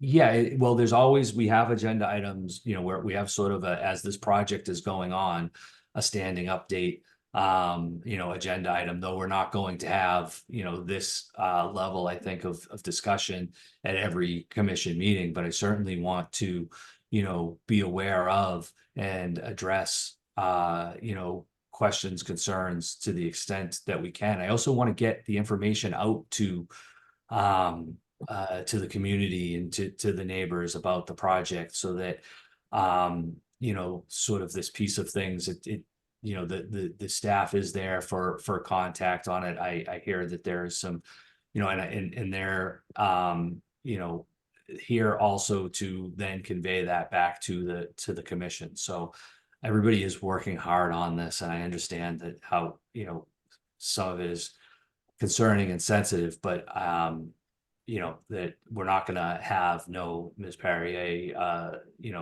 meeting like this every month. Oh, can't. And so, with that, Mr. Ross, you have the microphone going. Hopefully, can you hear me? You're right, you're good. All right, thanks. Well, my name is Adam Ross, and I'm at 50 Orkawa Avenue, which is right at the end of the berm. So there's going to be whatever happens with the sound coming around the corner there. But I was just wondering if it was ever considered that because the parking only comes onto the 200-foot buffer of trees by 20 feet or whatever, why were the trees not just left as a natural buffer with a fence going down, and all the PFAS soil, which I know you don't want to get rid of, so it has to, the berm is very convenient. Why would that not get pushed down on a berm at the bottom of the south ramp to block all that nobody-ear noise, if you know what I mean? Just So with the if I trees may, again- Mr. Ross, that's our next discussion item. Oh, okay. We looked at that as a result okay. of a piece of discussion. So not to Well- put you off, and I will give you an opportunity, let us present that piece of things, and then if you have additional questions to that, we'll certainly could take comment again. Mr. McKay. Thank you. Just 2 points. One, the only difference between the north end and the west end when you're talking about environmental impacts is that the north end, although it may be a little more expensive, doesn't have any residents. It is industrial. This side here has residents. So in terms of being a good neighbor, you could certainly consider spending a bit more and not affecting the residents, but be that as it may. The other thing is just in terms of, you're already considering an adaptation of putting the change to the berm at the end. along the lines of what Adam was just saying there too, why is it there can't be a little bit of a compromise? And why does the tree removal of apparently 6 acres, not 10, according to Noah, why can't there be a moderation of that? Does all the trees have to go right to the fence? I mean, that's just visually and aesthetically and noise just devastating. Why can't the berm still go up? I mean, I'm fine for the berm. The science sounds like it works reasonably well. It's supposed to, but why can't there be some mitigation of the tree removal? Mr. Laston? Thank you. So we would have to, I guess, take a look at that a little more, but the idea behind the berm was to have it as a gentle enough slope that it will not fail over time. There was a question earlier about would the berm fail? Well, our geologists and geotechnical engineers looked at this soil and came up with a design that says a 3-to-1 side slope was the proper design to keep the soil stable and also allow the airport to get on the berm and maintain it should they have to maintain it in the future. And as far as that's concerned, I respect and hear that, but why can't keep the berm, but keep some of the trees too? Why does the elimination of all the trees to the fence have to occur? So that would be a nice compromise. And So- still have the berm. Correct. So some of the trees, and I believe Mr. Carbrick has a drawing that might show this. Some of the trees are actually being removed because of the ramp itself, not the berm. So the Right, I berm understand. is behind the ramp expansion, and I believe the berm, the toe of the berm or the bottom of the berm where it end meets existing ground, I believe is almost to the airport's perimeter road. So I don't believe there is. Can that be moved back a little bit though, so that you can keep some of the trees? Can we find accommodation here to hear these relatively vocal expressions of concern of the removal of that and have some accommodation where the berm starts, but leave some trees by the fence and then start the berm after that? I don't think there's been any real consideration of the impact of having all those trees that have been there for so many years, for 40 years, all of a sudden gone, and now you're looking at a berm. Compromise, have some of the trees left and then put the berm in a little farther away from the fence. I think that would go a long way towards, as you said before, being a good neighbor. I guess I will leave that to the airport to decide how they'd like to move forward on that. A very good question. Thank you. Ms. Huber? I just have a couple more questions because I've been involved with airport stuff since Fred's days and the great years of Al Peterson. But at one point, I do recall being in meetings discussing this, and the discussion involved putting smaller planes down on this end if there was an extension, not large jets. I'm concerned because I do think I see the jets that are here. I hear them. I hear them at 2 and 3 and 4 a.m. as they're running their engines, for, I don't know why. I've called the airport many times about that. But also you're going to be putting lights down here, tall lights like the ones you already have up on, the tarmac up the street. And those seem to be a lot taller than 15 feet. So are those going to be in our face? But, sorry, my husband's making a comment. I'm sorry. No, that's fine. I'm happy to, that's a great question because it's also, the commission was concerned with the lighting and has been a topic of, discussion as part of the planning. And so there were features that are incorporated into the lights for this that I think are much better than the lighting that goes along the existing ramp. They have louvers and shields to direct them in the proper direction. They have individual controls so that they can be shut off individually. And we've also added a capital improvement plan item. And again, Mr. Carberg maybe should be answering some of these, but we've been, I've been working on it and to replace the existing ramp lights to also try to have those kind of improvements for the overall ramp. That's a separate, distinct project, but it's all, we've had a lot of discussions about how to minimize the light trespass and the light footprint related to this project and are aware of it. And Mr. Carberg may be able to, or Mr. Lasden, additional details, but I do want you to know that that is something that is that we're very cognizant of as well. Very quickly, specifically on the lighting, these aren't 35-foot tall mast lights. I was looking for a cut sheet to see if we had it in the plans. I don't think we do, but these are lower light poles. They're shielded. They're individually controlled. Lighting was something we looked at with a very close eye, so it would fit with our dark skies compliance process. I believe I have your email. I'll look for that information after the meeting and email that out to you. Okay. And one other question, who is going to be, I know you're talking about ramp management, but who at, 1, 2, 3 o'clock in the morning when these jets are landing or taking off, who monitors that they are parking the right way? Who will monitor, the amount of running of the engines right in front of our faces, at all hours of the night?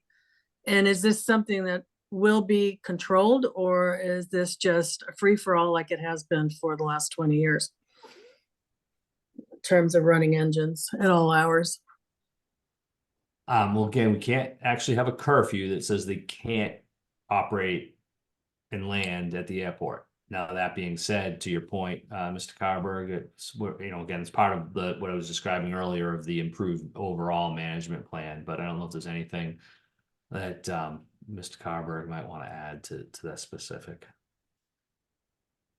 It's an improved point of focus. I recognize the chair's remarks. Specifically, we have 24/7 staff, and one of the items, I don't want to go too far into the weeds, that I'm working on is an increased operational management and monitoring plan, not just for that overnight shift, but for the 24/7 shift.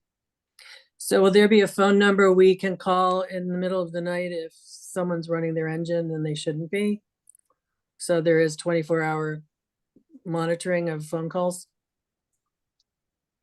grievance line. No, so our noise complaint line is staffed during business hours, and we have a general operational number. But I train them to take that information and give that to the environmental coordinator for evaluation. I don't have staff at the line level trained to handle noise complaints, and I probably won't get away from that, but we will try to improve the monitoring and enforcement. Yeah, I feel the airport hopefully will do what they can to control that, but I also know that there are pilots and whatnot that don't always listen to what they're told or asked. One more thing, Noah, while I have you there. I came up with the 10 acres because I walked the line and measured between the posts, which is 10 feet. And I got approximately 1,300 feet to the front of Adam Ross's property from the gate. And I kind of took a guess at the depth of it, and I guessed 300 feet, 300 or 400 feet. Anyway, you multiply those two together, and that's where I came up with the 10 acres, plus or minus. I'm not sure what the 6 acres is. Is that just the parking itself, or the asphalted area? I'm not sure what the 6 acres is all about.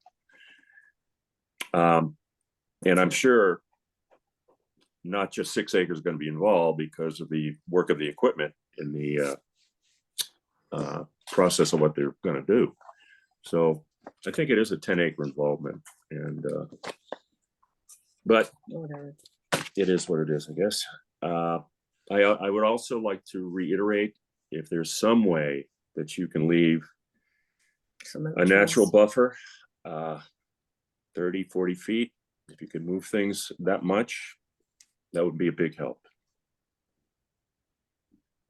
Thank you. We'll have another look at that. I know that was something that had been mentioned before as well. The limited disturbance, that's the LOD line that's shown on that plan.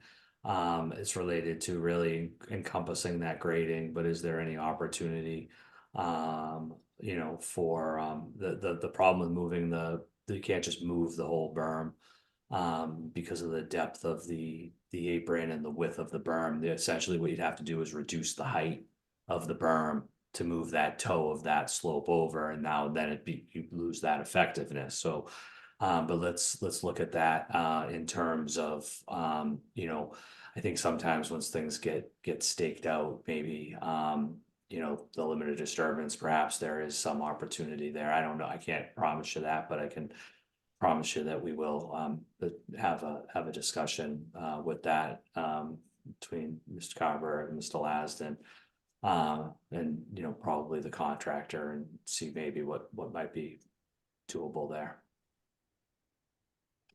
Mr. McKay. Mr. Chair, I'm sorry, could I quickly interrupt and respond directly to Ms. Huber for a moment? Oh, certainly, Ms. Woods. So nice to meet you. First of all, I am the environmental coordinator, and I have seen a lot of you around the community. I'm newer to Nantucket, not completely unfamiliar though. I've been coming almost every year, and I live here now year round. Love it as much as everyone does. It's impossible not to. A few things. So I can respond directly to your husband's comment on the 10 acres and what that 6 acres actually looks like. The 6 acres are defined as the action area for the project, and the action area, the definition of that is all areas to be affected directly or indirectly by the federal action, and not merely the immediate area involved in the action. So the action area is not actually just limited to the footprint of the project, but it encompasses entirely the aerial extent of the biotic, chemical, and all physical impacts to the environment resulting from the action. And so this has been surveyed and analyzed, and that is 6 acres of the tree line right there that has the pitch pine, scrub oak, and invasive species right there. I guess my question back to you would, and I'm a numbers person, so I've always been analytical in that sense. I'm curious, keeping the tree line up, keeping any of that tree line, is that solely or primarily for the aesthetics, which is a completely fair perspective, or are you hoping that that mitigates noise too? Because based on the numbers, actually putting the berm in lieu of the trees would reduce the noise by 3 to 4 decibels behind the berm. I think it's more visual, and also it's a habitat for a lot of raptors and bats and other creatures. You know, I'm an animal person. Anybody who knows me knows that. Yeah, I am too. Very strong advocate for animals and creatures of the earth. It has been a buffer. But it has been, it's been a buffer. As long as we've lived here, it's been But a it is buffer. visual as well. It's 30 feet high as opposed to a 15-foot berm. Yeah, I understand that. That's sort of first came here, and there wasn't a whole lot of regulation.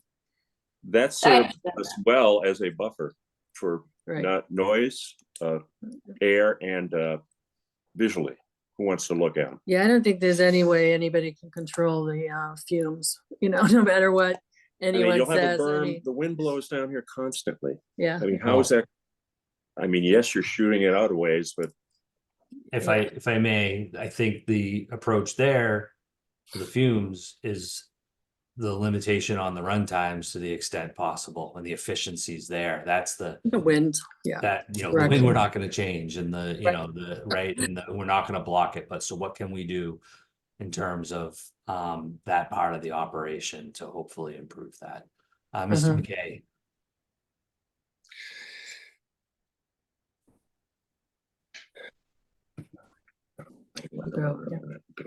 Yeah. Pyramid. You're muted, Mr. McKay.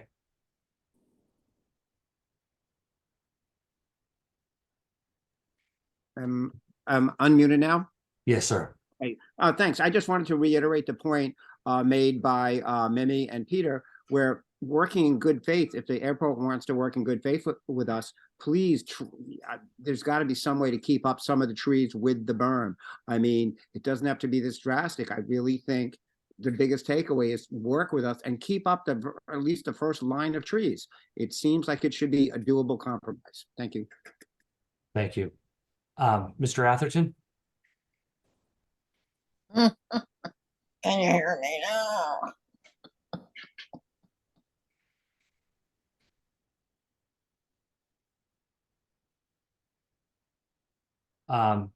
Mr. Atherton, are you there? You're muted on, there you go. Oh, hi, Arthur. Can you hear me? We can. I was looking for a place to raise my hands. I couldn't find it.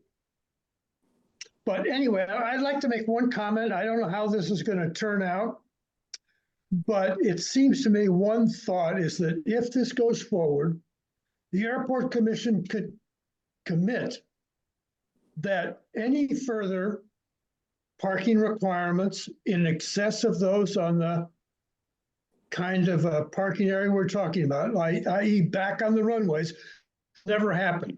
In other words, this is the maximum amount the airport will allow. Any one further airplane that has to park someplace else leaves the airport. I just think we ought to have some way we reach limits. And I think the commission should discuss that and make it clear to everybody how that can be accomplished. Thank you. Interesting. Thank you. Ms. Perry.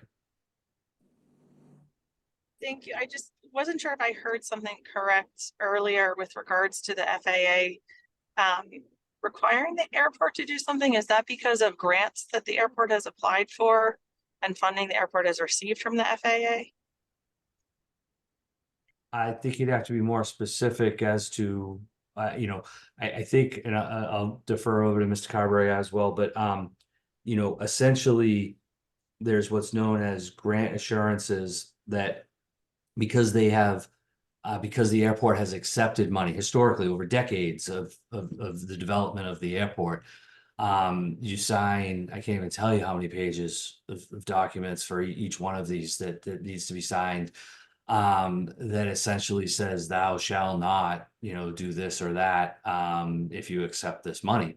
And I'm speaking sort of generally, right? But that, there are, it's essentially conditioned money, I guess is the way that when you accept, and this goes for all kinds of, improvements, building a runway or, all kinds of projects. So, it's really about following, there's endless, I guess I should say endless, but the rules and the commitments that are made by the airport in exchange for receiving federal funding, is how that works. Mr. Carberry, did I get that right? Yes, and if you don't mind, Mr. Chair, I'd like to also follow up. So there are 3,000 airports in the United States, public use airports. Most of these airports are owned and operated by a county or a city. The reason for this is most of these airports originated post-World War II as former military facilities. This is what happened for Nantucket. The first grant or first agreement that Nantucket signed with the federal government was in 1946 or 1947. And this was an AP4 agreement, and the town of Nantucket accepted the airport and the facilities that had been built by guaranteeing that they would make this airport available for public use on fair and reasonable terms. And that's what's known as a grant assurance or federal obligation, or a string attached, if you will. And every grant that the airport has assumed since 1946, 1947, there's probably been one or two a year, hundreds of millions of dollars worth of funding. Both the Airport Commission and the Select Board signs off on this sheet of grant assurances that says, we will continue to maintain and make this airport available on a reasonable and non-discriminatory use for operators of aircraft. This isn't unique to Nantucket. There are 3,000 airports across the country, and many of them answer this exact kind of question and have this exact same set of conversations. So that's just the additional context I'd like to provide. Thank you. With that, is there anybody else that has any questions or comments about the project? Mr. Carberg, and we're not done, so can we now move on to the, as part of our the public outreach that we have done in the first meeting, there was a suggestion about the expanded actually making the berm larger in order to perhaps achieve even greater effective sound attenuation. And Mr. Carberry, with that, I'll cue it up for you. Okay, thank you, Mr. Chair. As you mentioned, one question raised in the January 11th meeting and public comments was a request that we evaluate the feasibility of a berm expansion. And we committed to asking the engineer to evaluate a couple options that we would bring back to the commission and report just on general feasibility for the commission's discussion. So in your packet, you have figures associated with these two items. And for the public's benefit, I just like to say, if you search Town of Nantucket Agenda Center under the Airport Commission, you also can find this information. It's publicly available. I may share my screen as well. In a minute, I'm going to ask Mr. Laston of McFarland Johnson to present these two figures. But first, and very briefly, I wanted to provide some high-level context. Just 3 points. They're not a yes or no for the commission, but they're just process recommendations. Earlier in my report, I summarized public comments, and I think you've heard additional comments. It's both in favor of and against the berm, or different roles of the berm. Concerns were expressed about natural vegetation versus a berm, direct engagement versus community engagement, and material in the berm. There's not a current consensus design. I think that's something we could possibly achieve with some more work. Mr. Laston will present there's significant additional material needed. This is both a cost and a timing issue that might speak against an immediate extension. And then there's significant permitting and mitigation required. But in that, there's an opportunity to align that permitting and mitigation with upcoming federal fiscal year, a permitting project, and that a well-planned project could align these needs in phases. So if it's all right with you, Mr. Chair, while Mr. Lasson is presenting, I'll share the figures and then I'll Please. stop the share so we can see all the Perfect. comments. Go ahead.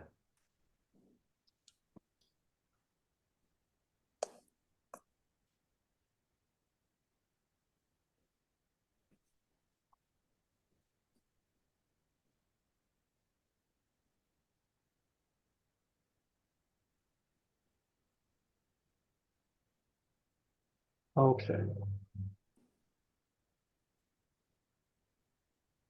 Yes. This should be the first figure in the packet. And Mr. Lasson, I believe the floor is yours. Thank you. Okay, so the airport, the airport had a public discussion of this berm and project a couple of weeks ago, and there was a question raised on could the berm be extended to help mitigate noise further down on the ramp. So they asked us to evaluate that issue, and so we've drawn a couple of examples of what it could be. The first question that has to be asked on any project on an airport was, will it impact aviation surfaces? So airports, as an airport, have aviation surfaces. There are three-dimensional space around airports, airspace being the higher surface, and they are regulated by the FAA. Like as the chairman has mentioned many times, there are federal rules and requirements on airspace. So the first thing we looked at was, if we turn this berm in towards the runway, will that violate the FAA protected airspace? And so both of these pictures show a berm that does not violate that surface. So that was the first sort of look on, can we build it closer to the runway than the existing berm? So yes, it can be built towards the runway. So then the second question to answer was, how big can we make it, and what shape can it be? The first one sort of shows a rounded shape of a berm, and it rounds to the object to the in this view to the left end of the ramp. That is the subsurface disposal system for surface water associated with the airport. So that is not that's not a surface feature, that is underground. But this particular berm curves it to not build the berm on top of that. And so that was the second sort of thing we looked at for this particular object. And then the third thing we looked at was because of the shape of this berm, you can see that there is a red line outlining the berm called LOD, which is limit of disturbance. And that is the area of, in this particular case, very sensitive to the topic we've just had, is additional tree clearing that would have to be cleared in order to construct this berm. And those are sort of rough shapes, right? We would look at that, fine tuning that later on to see if that limit of disturbance would curve on the backside and follow the berm. So then, as the airport manager just discussed, there are permitting that has to be done. We had a very lengthy discussion earlier today regarding permitting that has to happen. And there was a discussion back and forth on does the natural heritage folks recommend one versus the other or not? Sort of a unique question. And another piece that was discussed was when we proposed the topic of the ramp expansion and the berm, one of the things that they look at, in addition to is there habitat there, one of the things they look is what are you building that you need to disturb the existing conditions. So in this particular case, it was being disturbed for a use, which was aviation parking. And so as they went through their analysis and evaluation, it was the use of the ramp was a beneficial use. So they sort of looked at that and said, okay, that makes sense to cut trees down to build a ramp. In this particular case, if we extend the berm, the natural heritage could look at this and say, you're cutting down trees to put in a mound of earth. Does that make sense to them? So we have to look at that during permitting to understand that question. And then the last thing we looked at on the next slide is the cost of this particular expansion. And so there's some basic components. We have to cut the trees down. We have to do some excavation underneath the trees to sort of flatten the ground out and dig out the air. I'm sorry? Okay. And then we have to create the berm, which is borrow is the berm itself, the material in the berm, and then the material cover system, that's the liner and the cap that goes across the top, and then topsoil and seeding and mulching. So in this particular case, this berm option number 1 is about $1.7 million to construct it. Interestingly enough, as we've mentioned many times, the airport is constructing this berm with available material on the airport. And when we build the berm that's being proposed now, we've pretty much used up most of the available material on the airport. So when we go to build this berm extension, the airport would have to buy off-site material. So they'd have to buy it from somewhere else on the island or possibly find it somewhere else at the airport in order to finish constructing this berm. So that's sort of I guess, the outline of option number 1. We can move on to option number 2.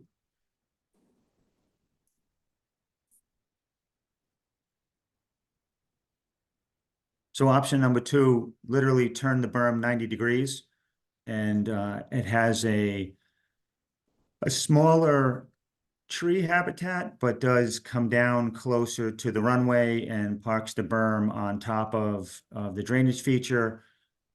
It's a discussion for the airport commission on which one makes sense from a long-term airport management point of view, and which one they would choose to do if they pursue either option 1 or option 2.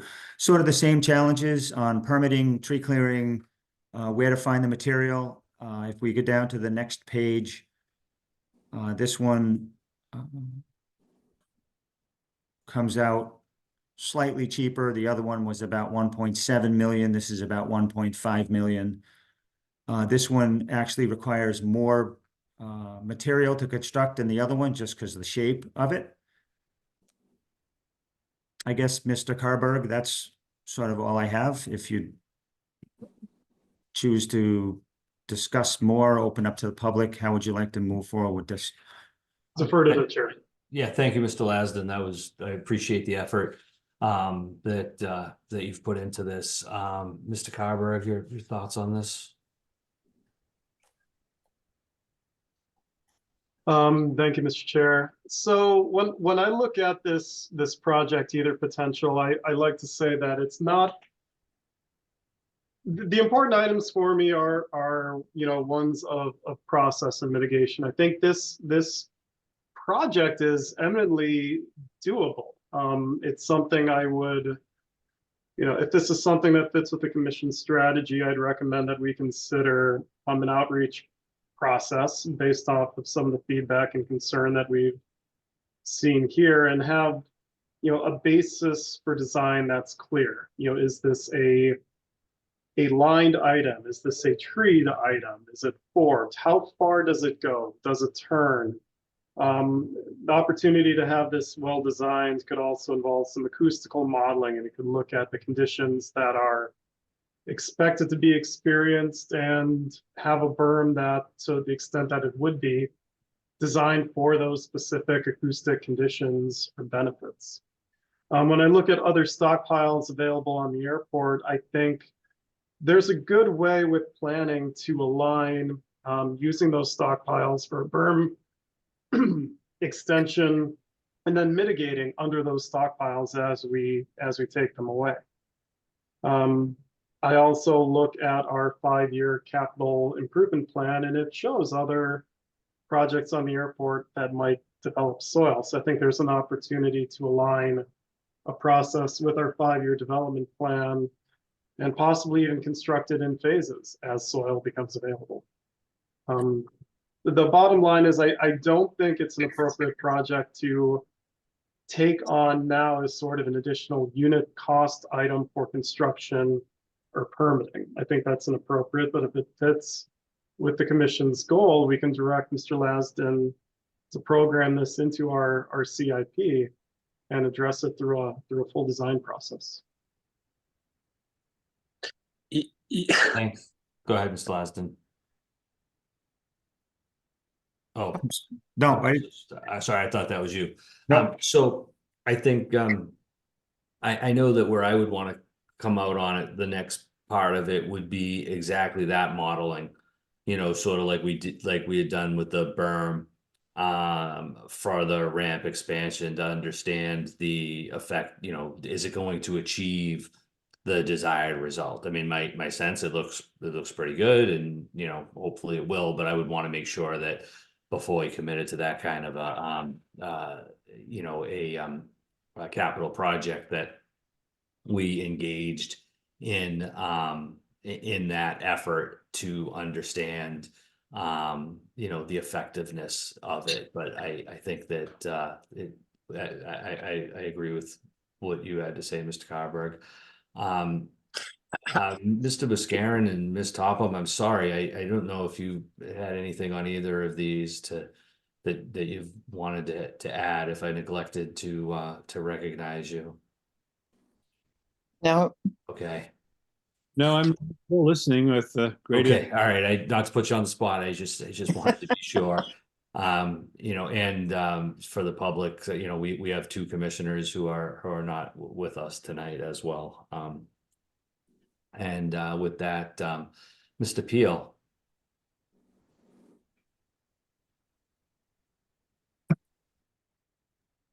Whoops. All right. Hi, thank you. I'm just kind of curious. I'm sorry if this question was asked earlier. I missed a little bit of part of the meeting. I know my wife was on. Why is a berm being considered over like some sort of cement barrier or noise reflecting wall?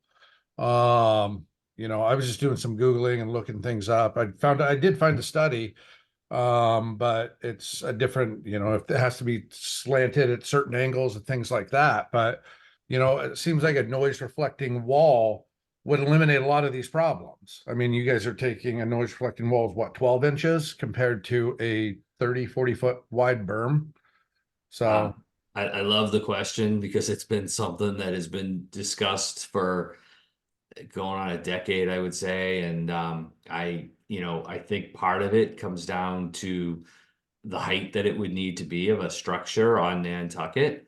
There's been a lot, there's the cost of it and the how that gets built as well. But in terms of that as an alternative, I think there was some concern, is some concern with respect to something that is going to be probably 16, 18 feet high wall to achieve that, or at least 15, a structure like that, running right along the road and the fence. What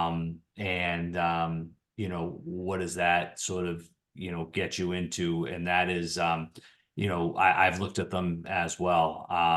And that gets, I think, very challenging logistically to build something like that. Mr. Lasden, not to put you on the spot, but I know we've had some discussions and some thoughts on the berm versus the wall.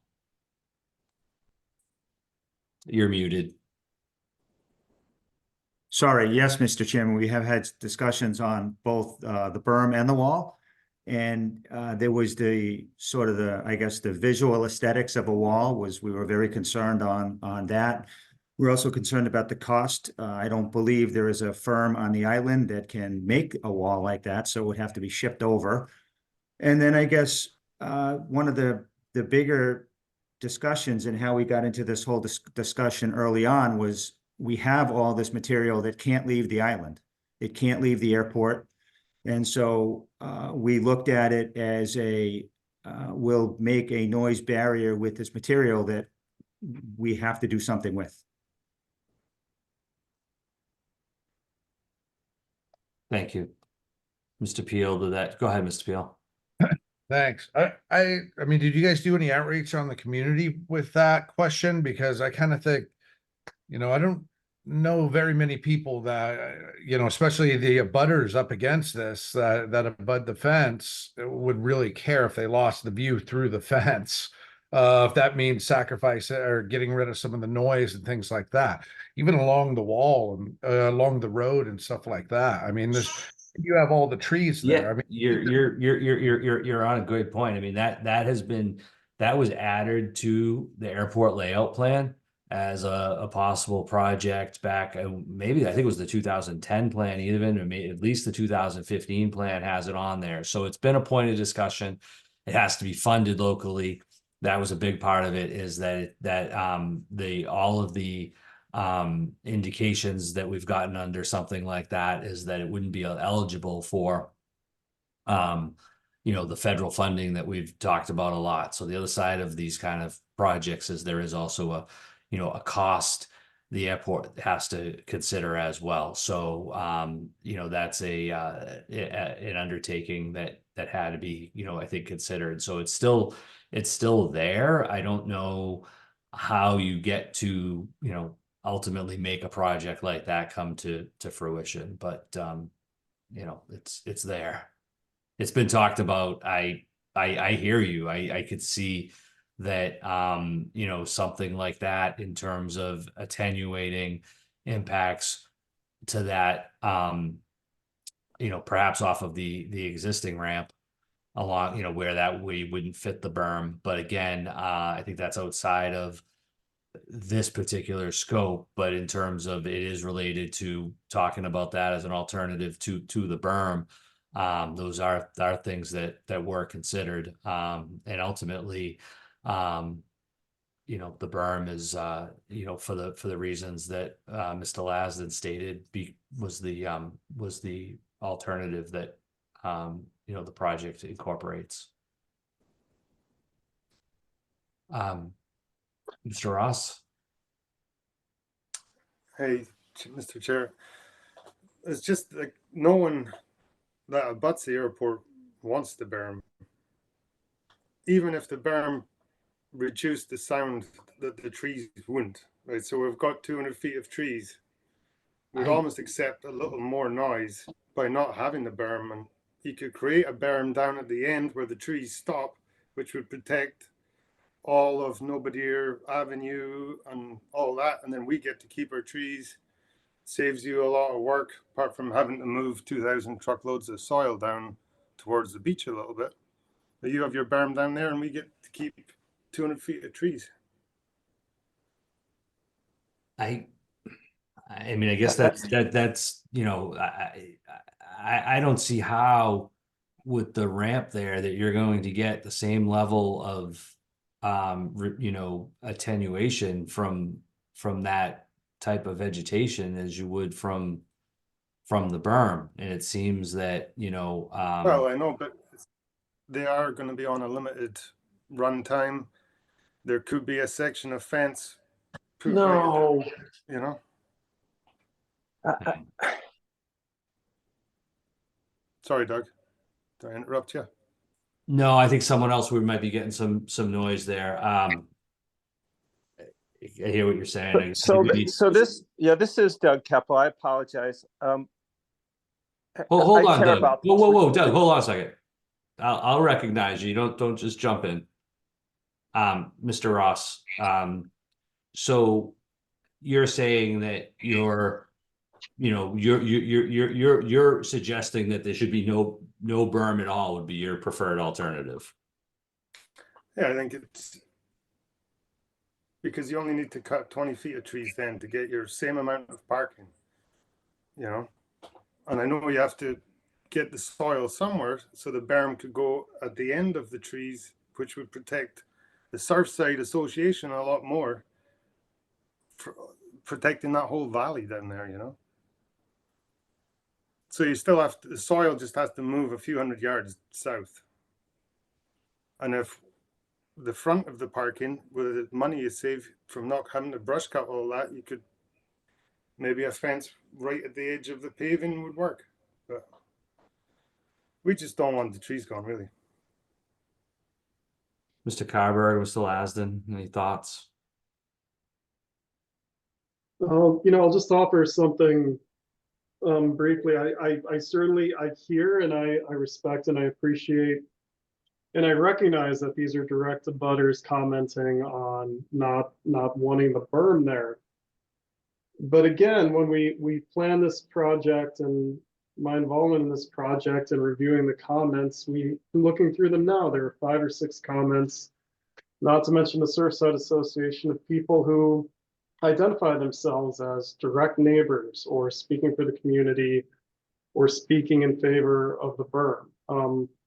I very clearly have a takeaway item, which is, you know, can we keep any trees in that berm footprint? And that's something I'm going to have to look at and review with the engineer, you know, very technically based off of the plans. And I'm sorry, Mr. Ross, I didn't quite follow, but I believe you were asking about moving some soil in some locations. We do have a permitted limit of disturbance that we have to be aware of. You know, it's not, we can't suddenly start moving items significantly. I'm not saying that there isn't any ability to move footprints, but you know, we do have some limits of work, as you know, based off of the permitting that we went through, you know, which was based off of this feedback from, you know, it wasn't direct abutters, but it was also people in the community who have an interest in this berm. Mr. Keppel? Yeah, I guess I'm very sensitive to what Mr. Ross has to say. He's a direct abutter, and I appreciate his perspective and your perspective.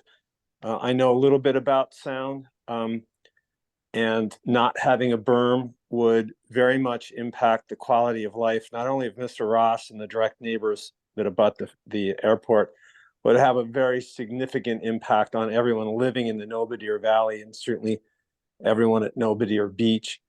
Certainly preserving as many trees as possible would seem like a terrific idea to, you know, help assuage everyone's issues. I just want to reiterate, it sounds like with respect to extending the berm or turning the berm, this is not a direct action item. This is something you'll consider in the future, which, you know, have you thought, like, was there much consideration in terms of the use and enjoyment of Nobodere Beach when you decided to park very large jets permanently on this new south apron? And do you think the suggestion that was discussed with regard to turning the berm would help mitigate those conditions for the people on Nobodere Beach and the people in the Nobodere Valley? Like, I totally get it. I got it. I got it. Yeah. So I think it's an unfair characterization to say that, you know, that this is going to have a greater impact on, say, you know, people at the beach. I mean, there's a run-up area at the end of the runway where there's jets that are, you know, actively running most of the time during the summertime that there's users at the beach. So I don't think it's fair to say, you know, did you consider that doing this was going to have an adverse impact on say, you know, the beach?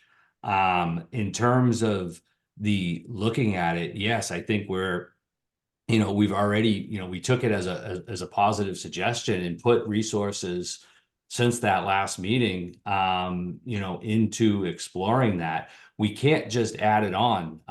There's a permitted, you know, footprint now. So, you know, I think that, you know, the feedback that we got, you know, we appreciate, and we could continue to look at it as another, you know, future project. But to that point, and you're assuming that this is going to have some benefit to the beach to the south, right? And I'm not so sure that it does. I think that you know, we really would need that modeling. I could see it having some benefit perhaps to some of the houses, you know, further to the southwest. But again, that's where you can't just jump into $1.5 million project and say seems like a good idea. I mean, we have to be, you know, fiscally responsible as well. So I mean, I absolutely appreciate the, you know, the suggestion, and took it as exactly that, a good idea that came out of a collaborative, you know, public meeting, and put some resources to it. But it's not just, you know, all settled that's going to achieve what, you know, you may think that it's going to, and that would have to be looked at. So, you know, again, I think that's where that, you know, based on our consultant and Mr. Carberg's input, you know, it's something that we could continue to consider and look at, but that it can't just be an addendum to what you already have and build it at the same time. Right. So I appreciate that. Just so I'm very clear, I am the house that you're talking about that would potentially benefit from that, myself and my neighbors. Like like you just said, you agree that there are houses to the southwest that would potentially benefit from turning the berm. I am that house. So yeah, the Nobodere Beach question is really just, we understand, we're not talking about eliminating the run-up area for runway 6. That's not what we're talking about here. I'm just saying, like, there are additional benefits to turning that berm, not just for the benefit of myself and my neighbors, but I am speaking for myself and my neighbors, I believe. Got it. But I appreciate you looking at it. And again, we appreciate that was a constructive suggestion from the, you know, from the forum, and you know, something that we can, you know, continue to look at, and maybe do some modeling and see, you know, where that comes out. Okay, thanks. Thank you. Mr. Atherton?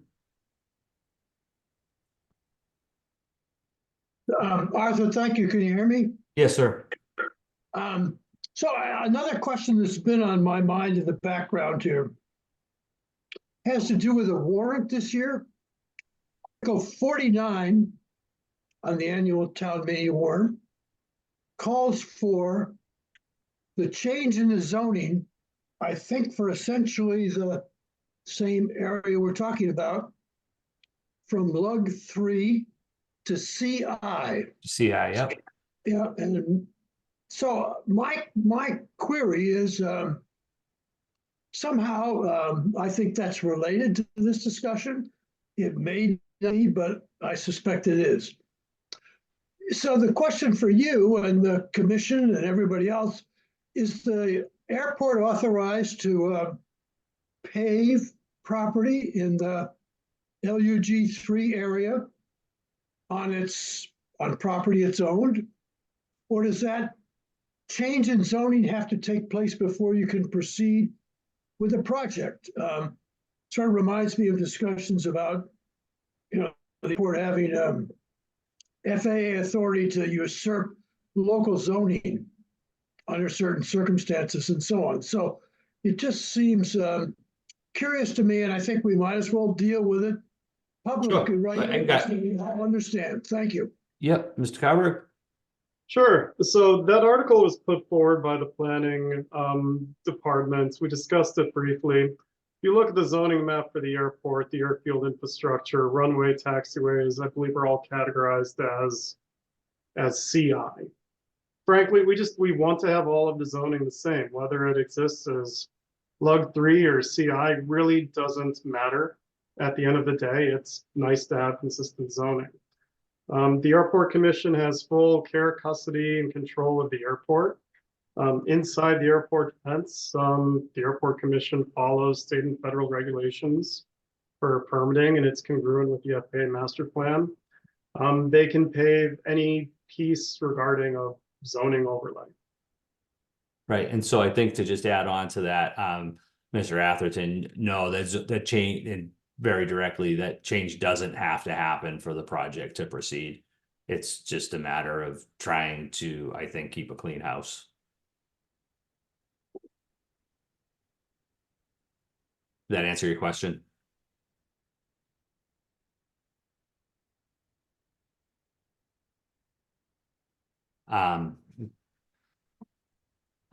Ms. Perry, did you have anything additional?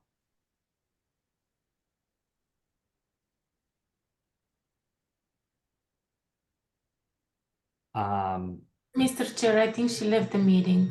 Oh, okay, I can still see her on, but okay.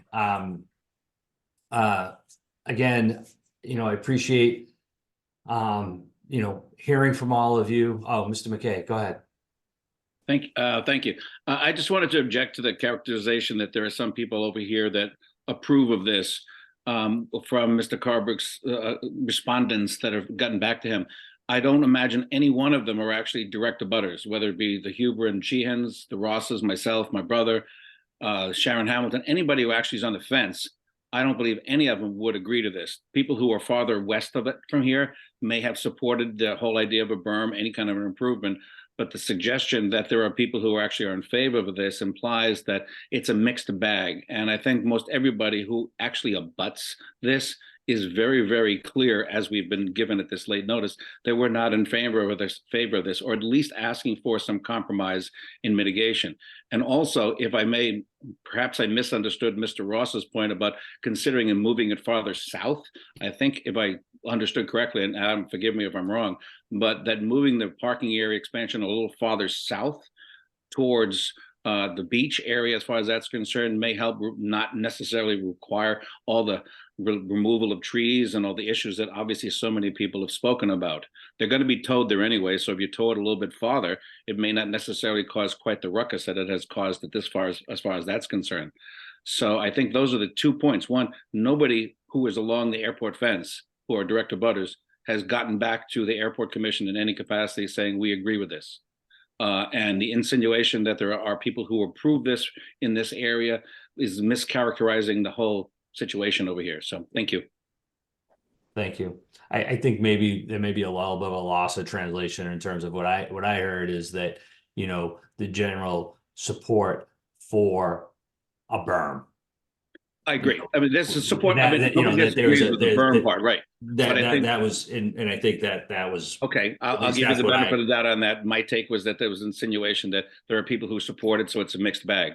But nonetheless, either way, I think that also Mr. Ross's point about moving it farther south should warrant consideration, especially given the fact that we've all said, regardless of Mr. Carberg's points about how many public meetings there are, I'm not going to look at every single airport meeting over the last 10 years and want to participate. And if that's the only means of communication, well, that's faulted. And if that's what it is, well, so be it.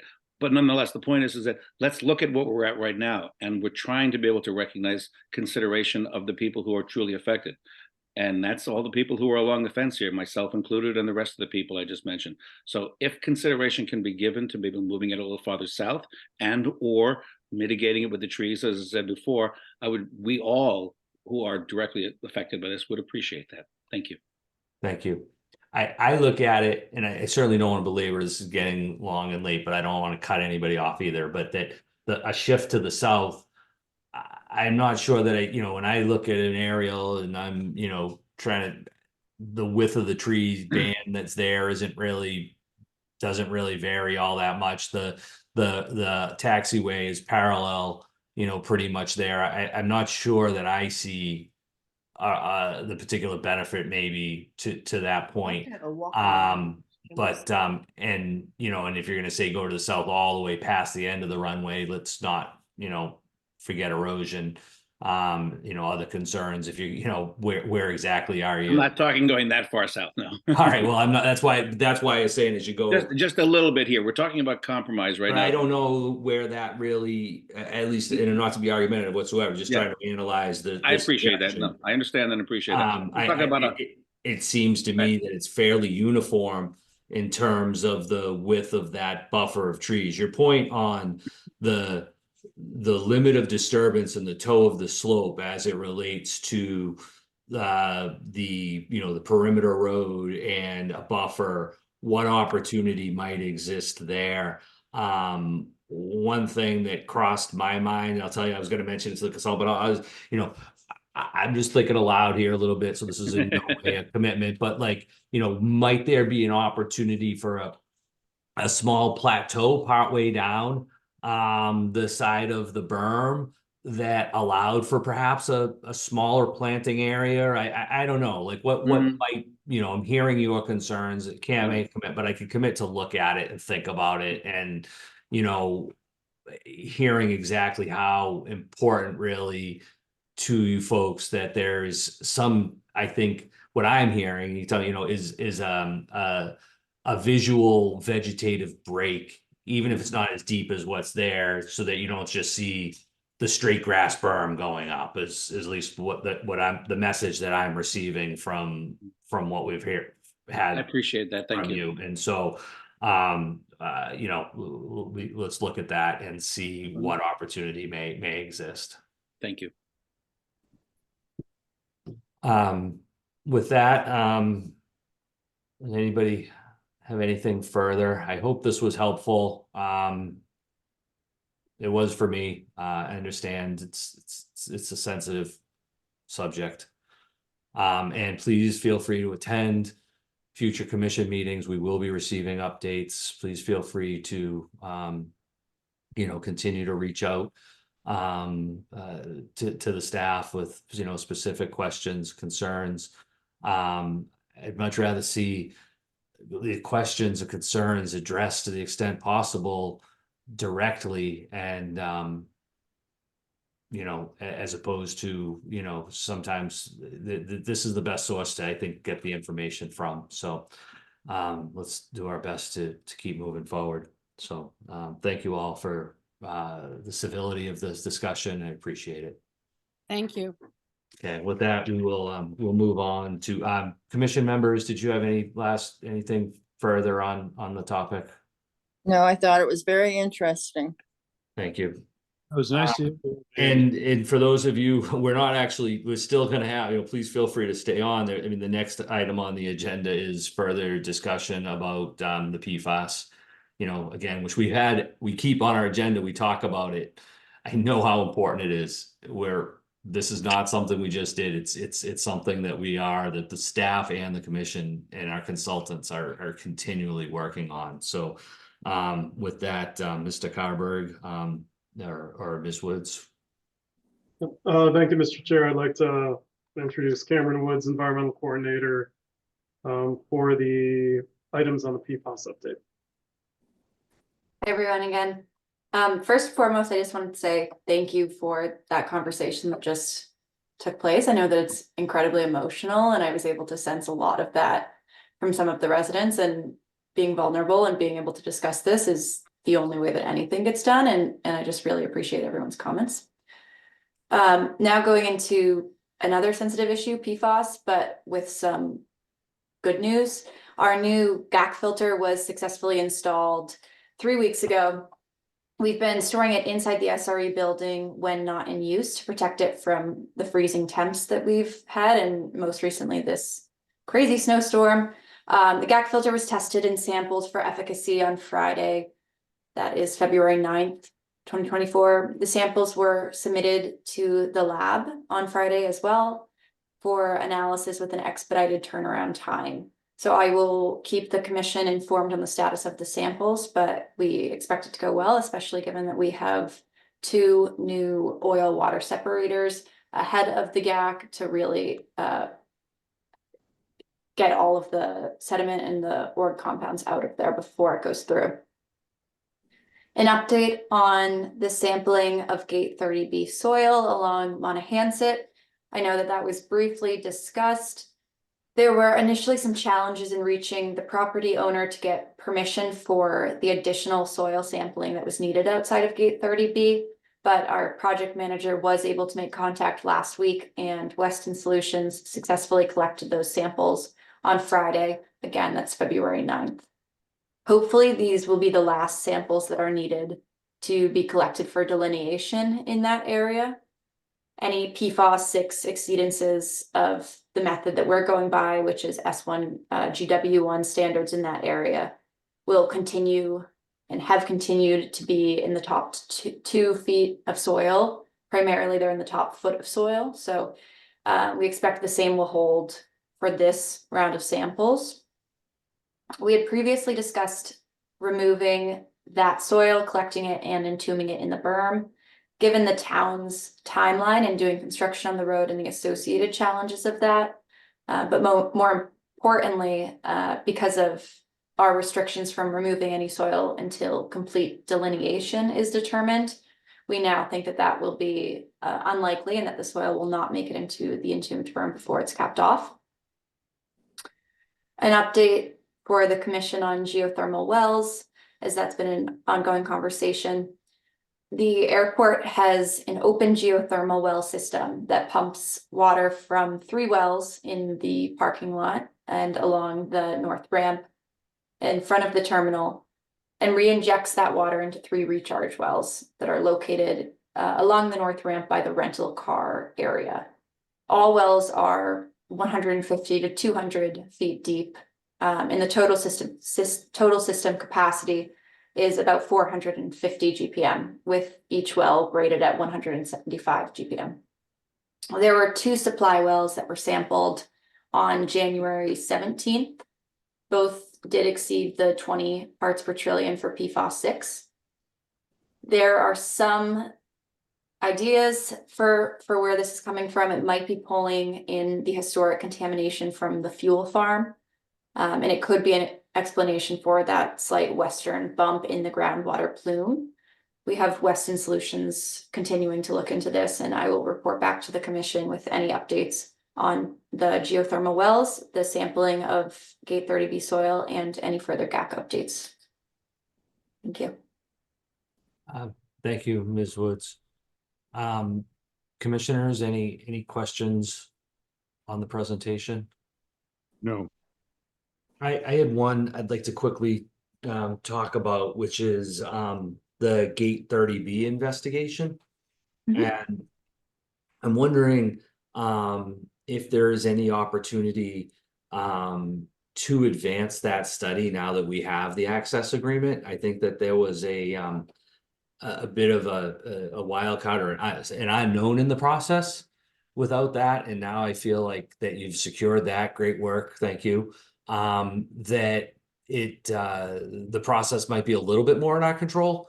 I certainly understand that with regulators and Mass DEP, might be an oxymoron to some extent, but that we at this piece maybe can, can we try to advance? Is it worth it? This is I think a decision, a discussion that would take some input from the staff and perhaps the commission as well, but would it be possible to advance the study specifically related to that spot. Because it makes sense to me for a few reasons. One is the proximity to the berm that's being constructed. And so if we could, we're not moving it all that far, avoiding having to restockpile that. And so I understand that we can't actually move it until we have the regulatory approvals to do so. And I'm wondering what it would take to have our consultants, and if you'd agree, prioritize that delineation, so that we could then, I think there's a couple of pieces to this. We would have to determine the extent, map it, work with MJ and Weston to probably figure out a protocol of the removal and the replacement and the volume.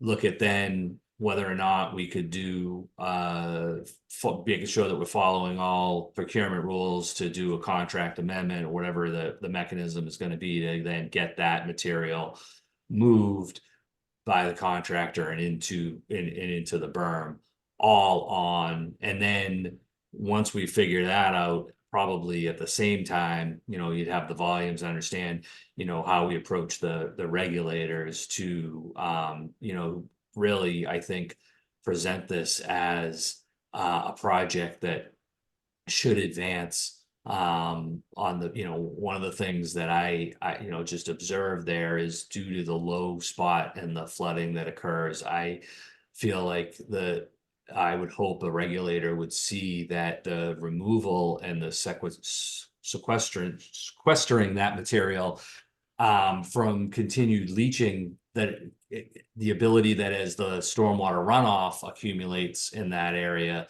that could happen. And that now that we've mapped it, the sooner we can act to get that material out of there, hopefully that they could prioritize that. And I know I put a lot out there on that, but I would love to see if there was a way to do that. Thank you, Mr. Chair. I am in agreement with you. I do think that in general, getting the soil out of a situation where it could potentially leach further is always better.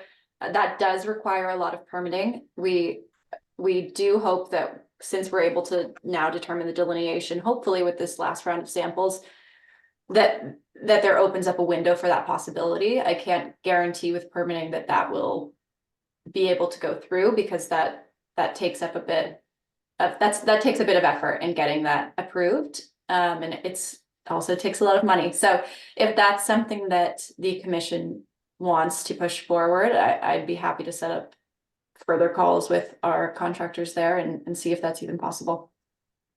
Mr. Carberg, I don't want to go out over my skis. I mean, what would you, and then it would be up to really, I think, a discussion between Mr. Buscarin, Ms. Topham, and myself, and what would you need? And is that, some direction, if we were all in agreement on sort of making that a priority, or?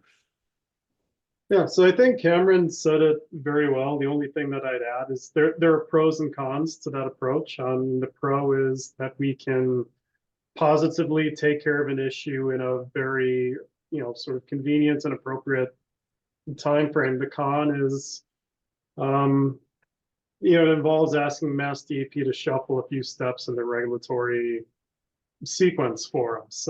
I have no trouble with us making that ask. I think it's just something I'd want to be sure I have the commission support on, because it's just an investment in time and resources and engaging an important regulator.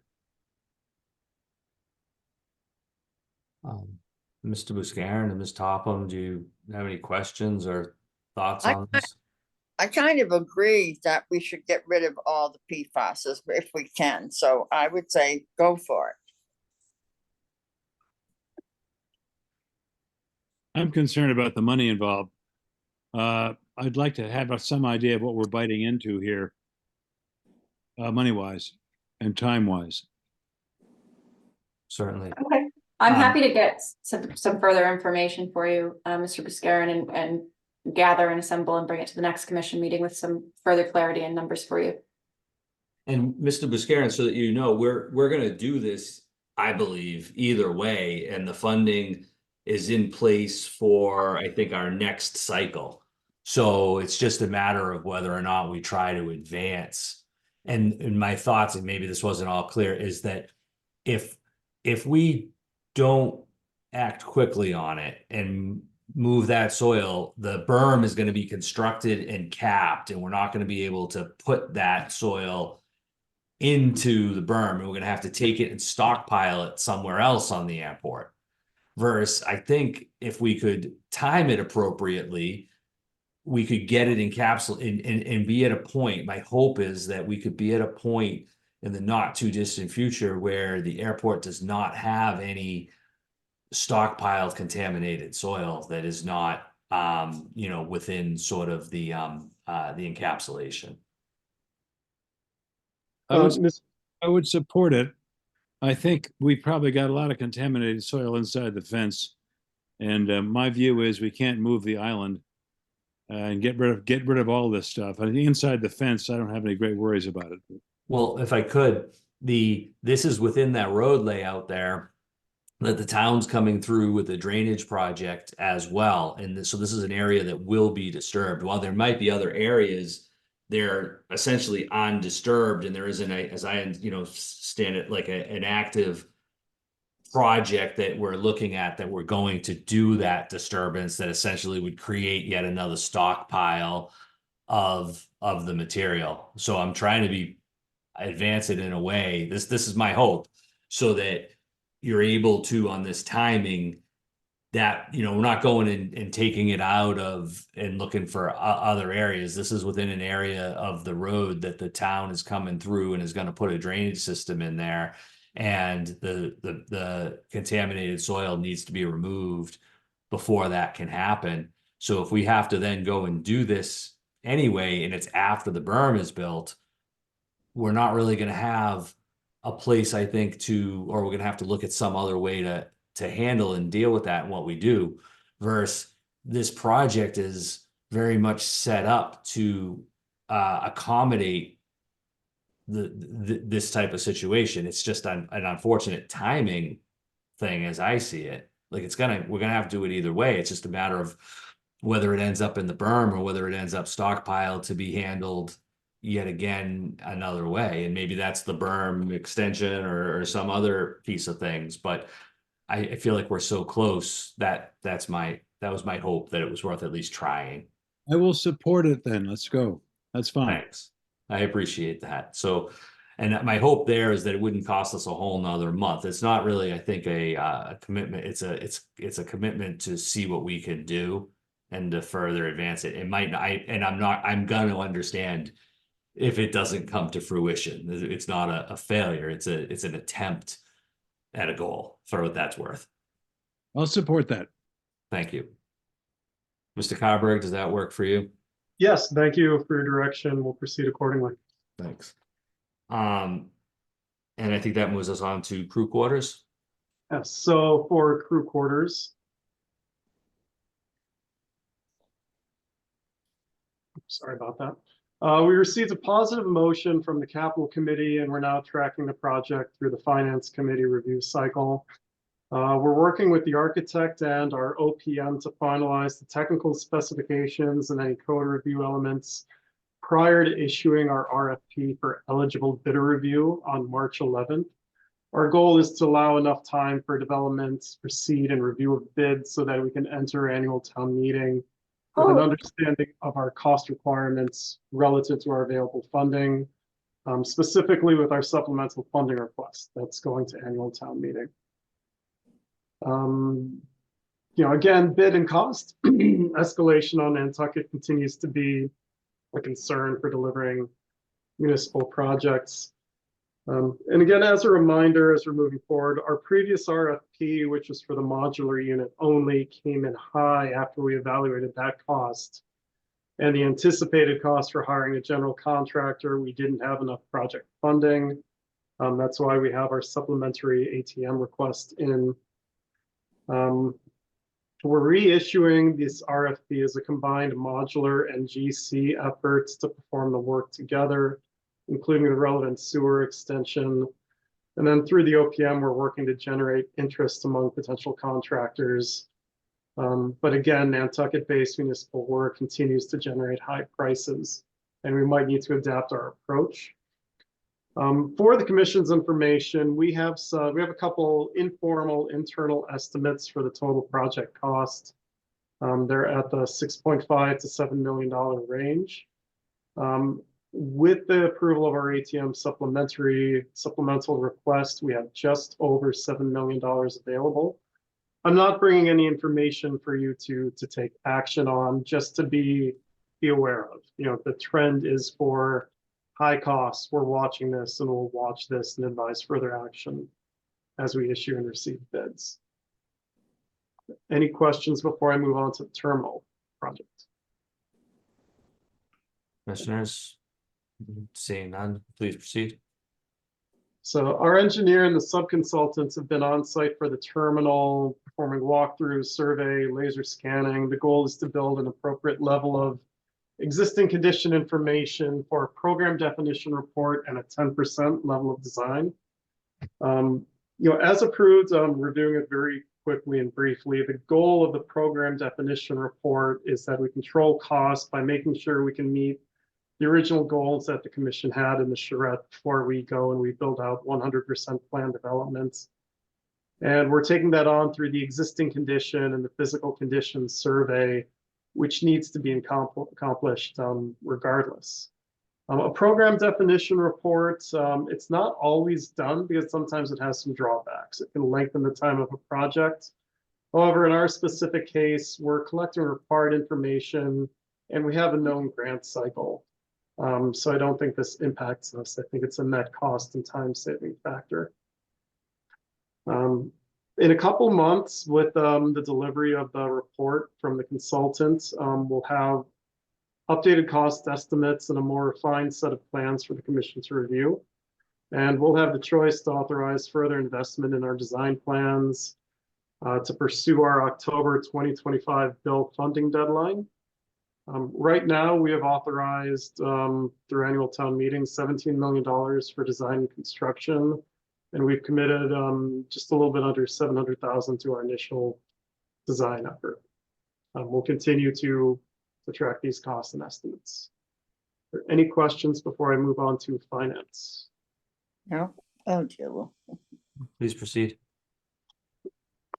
Okay. Very briefly, Saturday, January 27th, I made our annual budget to the Finance Committee.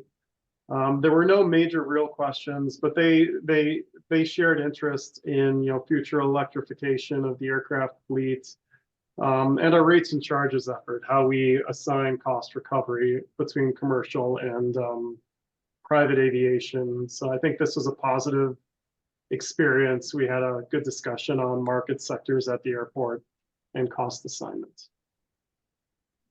I think Jamie Sansbury is still here if you have any questions on the second quarter reports. I also wanted to give her credit for stewarding the budget to this point. But at our halfway point through the fiscal year, things are looking good, but I wanted to give some caution. At this point, we're reporting revenue of 19.6 million, expenses of 11.1 million, and net earnings of 8.5 million. At this point, we're halfway through, but we've generated 108% of our budgeted revenue, and we spent 60% of our budgeted expenses. For revenue, I'm giving cautious optimism. Our third quarter will reflect our slowest months. It will barely move the needle on revenue. The end of the fourth quarter will then typically provide additional income. And I'll discuss a little bit more caution later when I discuss the fuel revolver in a minute. For expenses, these continue to cut a little bit and they're worth watching. You know, we're at the 60% design, 60% of spent expenses at our halfway point. Some of this is just due to the fact that we front load contracts. Another is that expense control is very difficult in this environment. We're diligent at a staff level, but we need to steward our retained earnings for the remaining 6 months in case we do need to make an operational transfer at the end of the fiscal year. But again, net earnings have been consistent at 8 million through the fiscal quarters. We'll probably see a decline in the third quarter, and then hopefully we make that back up again in the fourth quarter. For our fuel revolver cap, again, the airport administers a fuel revolver. We have it set at $6.5 million for the cap right now. We wanted to let the commission know that we do think we will need to raise this cap before the end of the fiscal year, so we have enough money to buy fuel at the end of the fiscal year. It's just the result of how the effort works. We're conservative by nature. It's much easier to raise than it is to lower the cap. It's a result of moderate price appreciation, stable Jet A sales, but we have an increased focus internally on topping off our farm by early July for our season. That's another reason why we need to make sure we have enough revenue to purchase fuel in the revolver.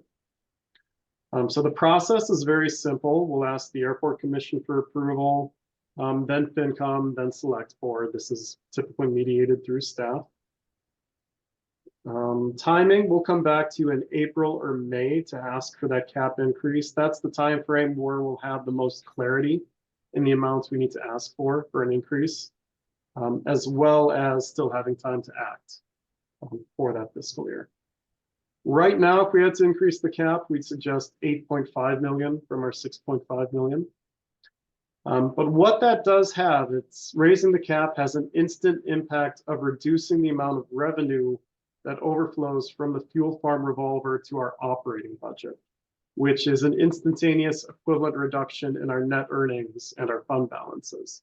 So that's why we urge some caution in our revenue projections. If we increase the fuel revolver cap by 2 million, we instantaneously, as a paper mechanism, reduce that fuel profit overflow to our operating budget. So we do have to look at our operating budget revenue in line with what we might need to raise the fuel revolver cap. But again, it's okay that money doesn't disappear. It just changes locations from our operating fund to our fuel revolver. The money in the fuel revolver is still available to the airport to designate for a transfer to a specific project or fund. And Jamie takes care of that with town finance for us. With that, are there any questions on the FinCom meeting or the second quarter report? No, not seeing any. And thank you for shepherding through of trying to follow those meetings as well, and you guys are doing a great job. Okay, items 8 and 9 remain pending. We haven't received the grant award, so I'll move on to item 10. Our tenant alteration application with Airport Gas is pending. To set this up, I attended the planning board hearing on Monday regarding the Airport Gas Airport Gas planning submission. We have the planning board submission in your packet in lieu of a tenant alteration application. Typically, we just have the tenant attach our standard cover sheet to something like the planning board document or a set of plans. So that's why I have it there for discussion. I had also submitted written comments to the planning board, which is also attached in the packet. And those comments focus on a strong positive relationship with the tenant and promoting our screening request and our stormwater operations request through the planning board. The planning board continued its public hearing until the next meeting, or continued the Airport Gas proposal until its next meeting. And I believe they are seeking more information on screening and stormwater and wash water management. That's the item for planning. Then internally, as a reminder, we have our tenant alteration application process. And it's fairly broad in that we use it to evaluate a range of leasehold developments from small to large changes. Small change could be a tenant wanting to paint their office. We typically review these applications at a staff level, but in some cases, when a proposed change is visually or operationally impactful, we bring it to the Airport Commission for their direction, and that's my goal with this agenda item. Those are the items I have queued up. I can share the planning packet in the planning submission in the Airport Commission packet. And I also believe we have 1 or 2 representatives of Airport Gas in attendance. And I think I saw a hand raised as well. So with that, Mr. Chair, I'll hand it back to you.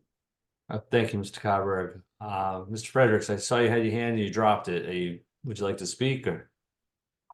Go ahead. You're muted.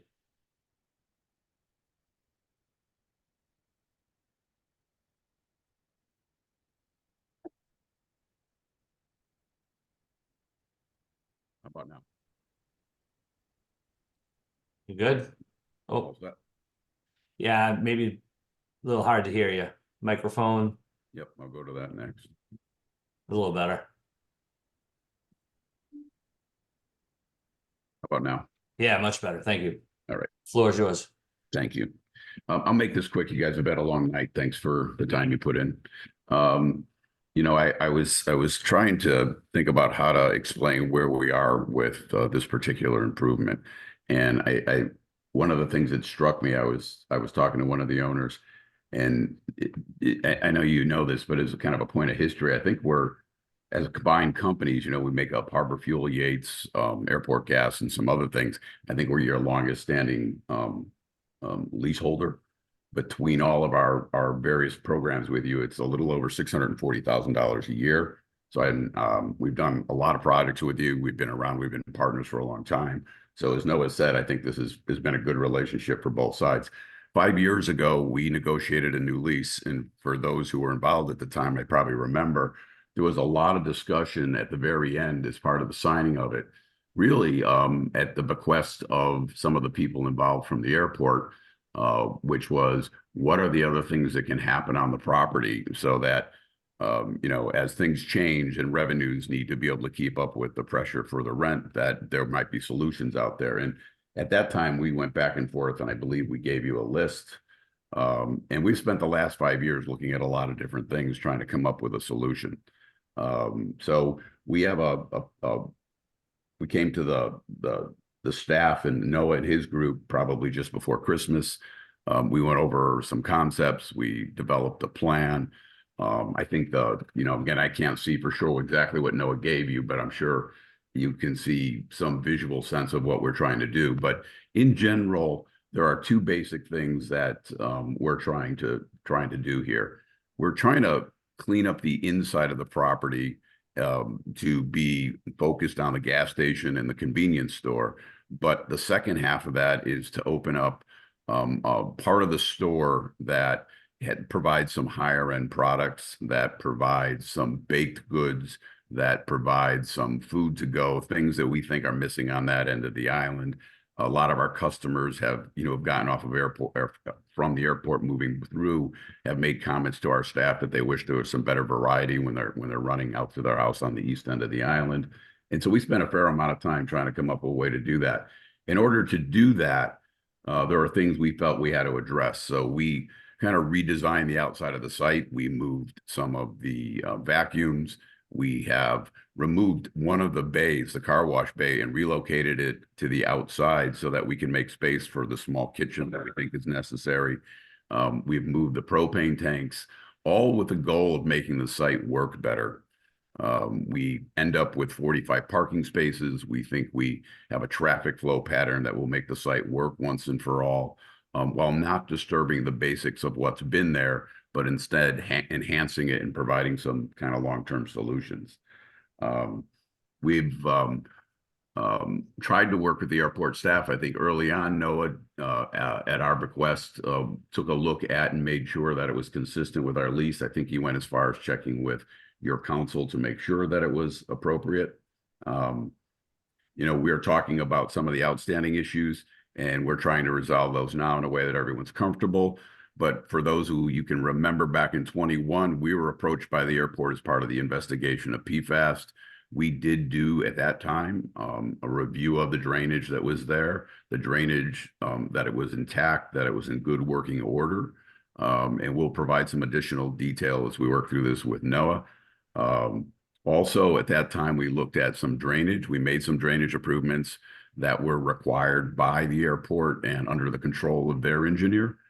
So I think we'll find and be able to provide the documentation that the drainage there is adequate, because we're really not adding any pavement. We are adding some additional green areas for some light planting, trying to soften the building. But again, the screening is the last piece that we need to work out. And I think there's some really good opportunities with the park that's there. And, you know, I hope you guys understand that our agenda here is to try to turn the site into a kind of a dual site and provide some more activities and provide some more services for the people on that side of the island. So, and I'm here to answer any questions if you have it. Thank you, Mr. Fredericks.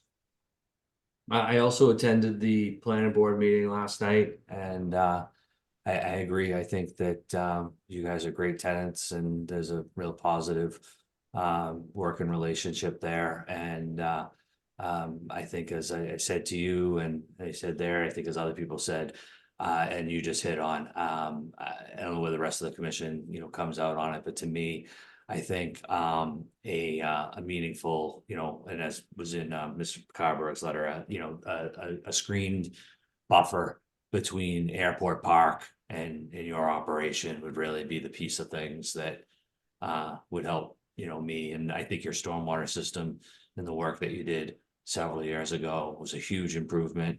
But I do think that it would be important to memorialize the operation and maintenance of that, which I know you're doing. And, you know, Mr. Sinclair said it last night that you have Clean Harbors come or whatever. So, you know, just making sure that there's some reporting, or, you know, that it's actually, you know, mandated. You know, I trust you do the right thing, but it's also things change and management changes. And, you know, I've seen it in different sites over the years as things get squeezed and can go. So given the nature of the history related to PFAS and related to, you know, stormwater and whatnot there, I think it is important that, you know, that those two things are, you know, hopefully could be addressed.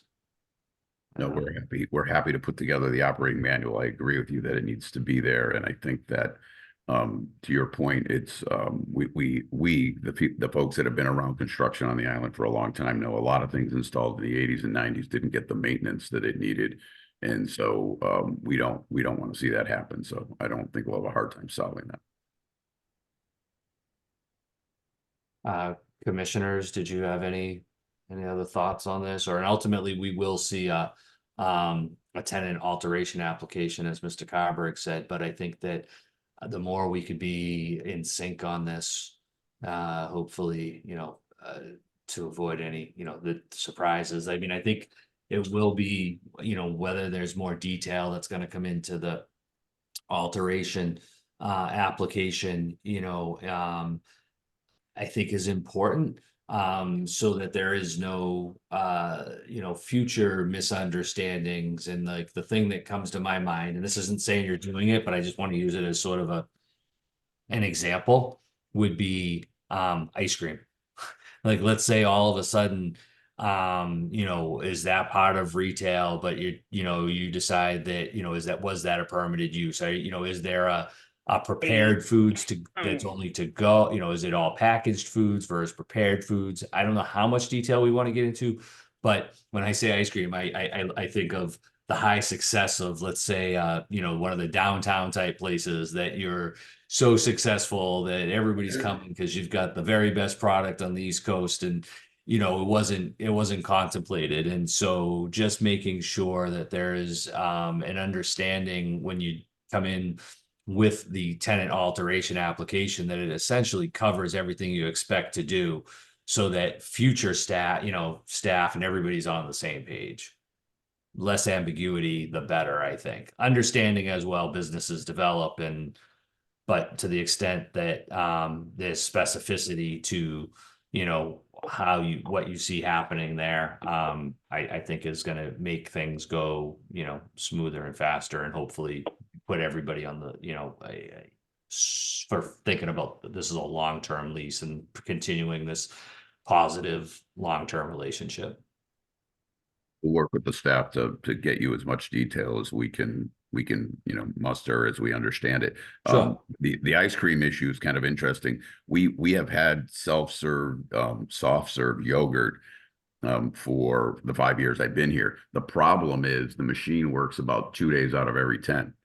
And right about the time people start showing up saying, I like your soft serve, the damn machine doesn't work again. So I'd love to solve the soft serve ice cream. We're not trying to compete with anything downtown. No, and I wasn't suggesting it. I was just trying to use an example of, that wasn't contemplated, but yet, developed into it. So I think that sounds good. And we'd really like, I think, to see that, what we can come up with for the screening plan. And the board had I don't know if you watched that meeting or got that briefing, but the open space, how you might, I know you said you're increasing, but it's like a 3.5% to 5% versus the 32 they were, talking about. And I'm, what you're doing there or not, and how you handle the planning board, I don't know, but my sense is that if we could really get a solid buffer of, vertical, meaningful screen between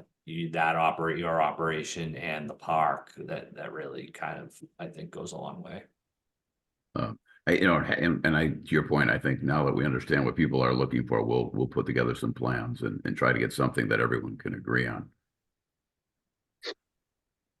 Anybody else have anything further? No. Okay. Thank you, Mr. I just want to let Fredericks, you Mr. know I'm Sinclair. on, Arthur. I'm sorry, Ms. Topham. I'm on. I finally Okay, got yeah, I see you there. the Zoom numbers. Okay, thank you. Very good.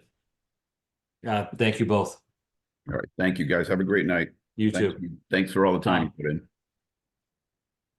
And that moves us on to the manager's report. Okay, thank you, Mr. Chair. For AIP projects, Taxiway Golf, the spring work will resume with environmental monitoring and second coat of paint on related markings. And we're waiting on our as-built to confirm a potential light spacing issue. North Ramp hard stands we discussed earlier. Thank you for your approval of that change order. Airport master plan update. I have a date for our next public meeting of May 15th. I have to check with the consultant if this has been confirmed by all parties or if this was just their suggestion for me. And we'll follow up accordingly. For the geometry project, airport staff supplied comments on the alternative chapter in the airport layout plan. We discussed terminal optimization. I don't have an update on the ARF truck, but it is still moving forward. For the runway 624 center line, we are anticipating 2 separate 3-day closures in the fall, with these closures to be determined. Typically, as soon as we know this information, we'll have an outreach meeting with the airlines. This is a very different can of worms, depending on if those 2 closures are November and December versus September and October. So we'll wait for that information and we'll engage our stakeholders appropriately. For drainage and electrical structures, our local review of these structures occurred. These will be scheduled as one-off work efforts associated with the South Ramp project. So 1 drainage structure at a time would be replaced. And then we'll have continued environmental permit monitoring for various capital projects. And I believe we're scheduling a review with NISA staff. For our non-AIP projects, I don't have an update on hangar development. We're still waiting for feedback from NISA on fence relocation in the bunker area, but the clock has started on that. And then for fence relocation and perimeter road relocation on the South Shore, I've directed proceeding as an emergency request under the NISA regulations with FAA and state DOT support. This is based on recent storms that breached the sewer beds and caused significant erosion in Tom Nevers. This project is already permitted, and now it has what I'd consider a technical issue on how we can advance it quickly while still looking at a specific rare plant that we need to find that doesn't flower until the fall. So we're going to approach that with Heritage and with our botanist and proceed accordingly. But this is a priority now with recent erosion, and we will be taking care of it as quickly as possible. It also has potential eligibility for state funding under the ASMP program. And that also has additional deadlines associated with that. For the fuel farm loading rack repairs, we're waiting until the GAC filter is back in service and can pump down the water that's contained in that structure now. For our lightning arresters, Trask Petroleum will install our surge protection devices on the fuel farm. We're getting that set up. We'll have a local electrician install the similar devices on our gates and doors in and around the terminal.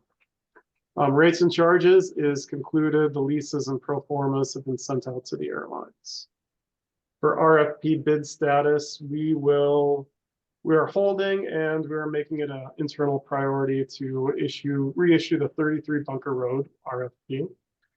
We're still evaluating valet services or potential valet services for an RFP, and we're developing an invitation for bids for brush cutting services.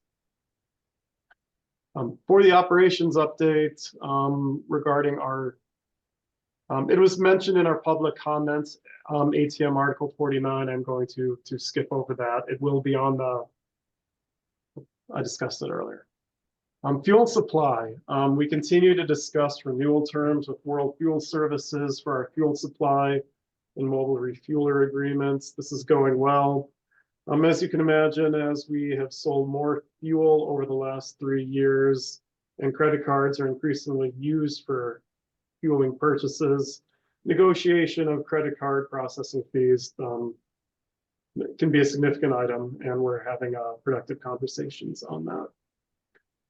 For reservations, we've received our initial assignment of reservations from the steamship, and I'd say it's mixed news. We received an increase, but not everything we had asked for.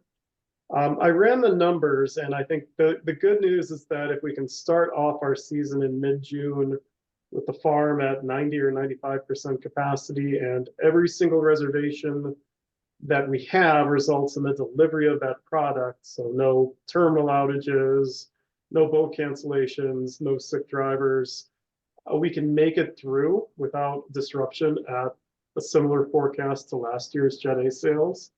The bad news is that never happens. So I am running a model, and I'll reach out to our stakeholder group just to put them on notice that these are the specific weeks where we're going to expect to request more reservations.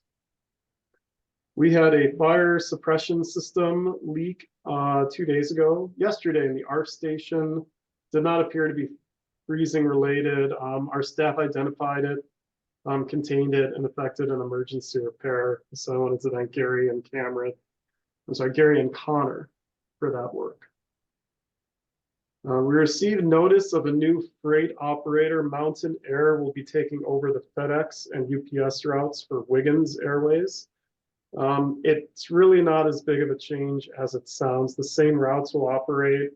Mountain Air is a major East Coast freight operator, and they will fly the equipment for FedEx. So it's the same equipment, same schedule that we see now. We received formal notice from JetBlue to expect the A220. It's on their published schedule for Labor Day and the remainder of the fall. Wanacombat Water Company, we've been coordinating work with them to tap the water main that the airport installed under the perimeter road. I believe one tap is completed and one more is scheduled. We're very pleased to be able to help Wanacombat Water Company, given all of the work and assistance they provided with us. TSA submitted a request for lighting replacement, so we updated some of the fixtures in the screening area. And now they've also given us a request for painting, which we'll honor. We're painting the terminal now, so we will, I believe we're going to paint the private screening rooms or room. Our existing EV charger outside of Hangar 2, we've reconfigured it and we've made it available for NRTA. They have an electric bus now, but their own charger has been delayed. I'm comfortable. We've allowed them to use the charger. We'll monitor the bill and we'll identify a billing arrangement to follow. With your permission, Mr. Chair, I'd like to waive the statistics report. It's really— That's fine. It is late. Yeah, thank you. And then from personnel report, we have 2 new staff members who started since the last meeting. Lionel, He will be starting later this week in operations. I'm sorry, he'll start Monday in operations. And Kevin Gordon started last week in maintenance. So if you see those new faces around, please introduce yourself. That concludes my report. Thank you. Anybody have any questions? Nope. Commissioner comments? None. None. Public comment for items not otherwise on the agenda. How did I lose the participant list? There we go. I'm not seeing any. I would entertain a motion to enter executive session per general law, chapter 30A, section 21A, to review the executive session minutes enumerated on the agenda. Clause 3, discuss strategy with respect to litigation regarding Walsh, where the chair has determined open session may have detrimental effect on the litigating position of the airport. Item C, clause 3, discuss strategy with respect to potential litigation regarding Turo, where the chair has determined an open session may have detrimental effect on the litigating position of the airport commission. And item D, clause 7, to comply with or act under the authority of any generals or special law or federal grant aid requirements not to return to open session. Is there such a motion? So moved. Is there a second? Second. Motion's been made and seconded. Ms. Topham, how do you vote? Aye. Mr. Buscarin? Aye. And the chair votes aye. Thank you all.